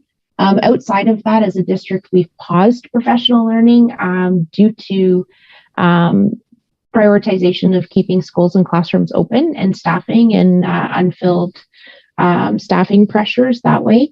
But certainly as we begin to open that back up, People and Culture has done an incredible job of hiring over the last few months. And we are at an all-time high for employee group numbers, including our occasional staff. So as that, we just see how the next few weeks play out as PD reopens. We're certainly happy to add it back in as the part of the department update to say, because I think what we used to do is go, here's some upcoming sessions. Please connect through, and it would be Lisa at this time if interested in attending. So that's something that Kai Connor and I can build back into the department report as those opportunities start coming out again. Okay, that'd be great. It great. may be this spring and it may not be till next year, just seeing how the next, the only thing predictable is unpredictability right now in terms of how we ride through this. So whenever that surfaces again, happy to do so. Okay, great. Thank you. All right. Does anybody have anything else? Oh, Donna, I see your hand is up. Well, I mean, we've talked about this before, and especially because, I mean, education is a key thing, and we know that education is the second highest budget item in the provincial budget. And it was interesting with the release today, but we do have an election come up, and I know we've just met with sort of the policy group under OFSPA, and we're planning to do some of the same things that we did previously, where we'll have templates and a whole bunch of things for groups if they wish to hold candidate parties, particularly candidate debates, particularly around education. As far as that's concerned, so when those materials are available, I'll let everybody know. But because, as I said, education was sort of one of the top news items throughout the last couple of years, and we do it's going to be a continued concern, and the funding of it and so forth to deal with all the issues around COVID and the continued funding of it. So it's a thought process for organizations if they want to do it, to have a specific debate around education, because to throw it in with all the other questions that usually come out at an all candidates debate is it needs a standalone event.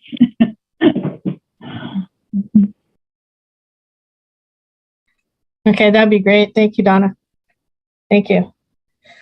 All right, celebrations and successes. Does anybody have any celebrations or successes to bring forward? Nothing?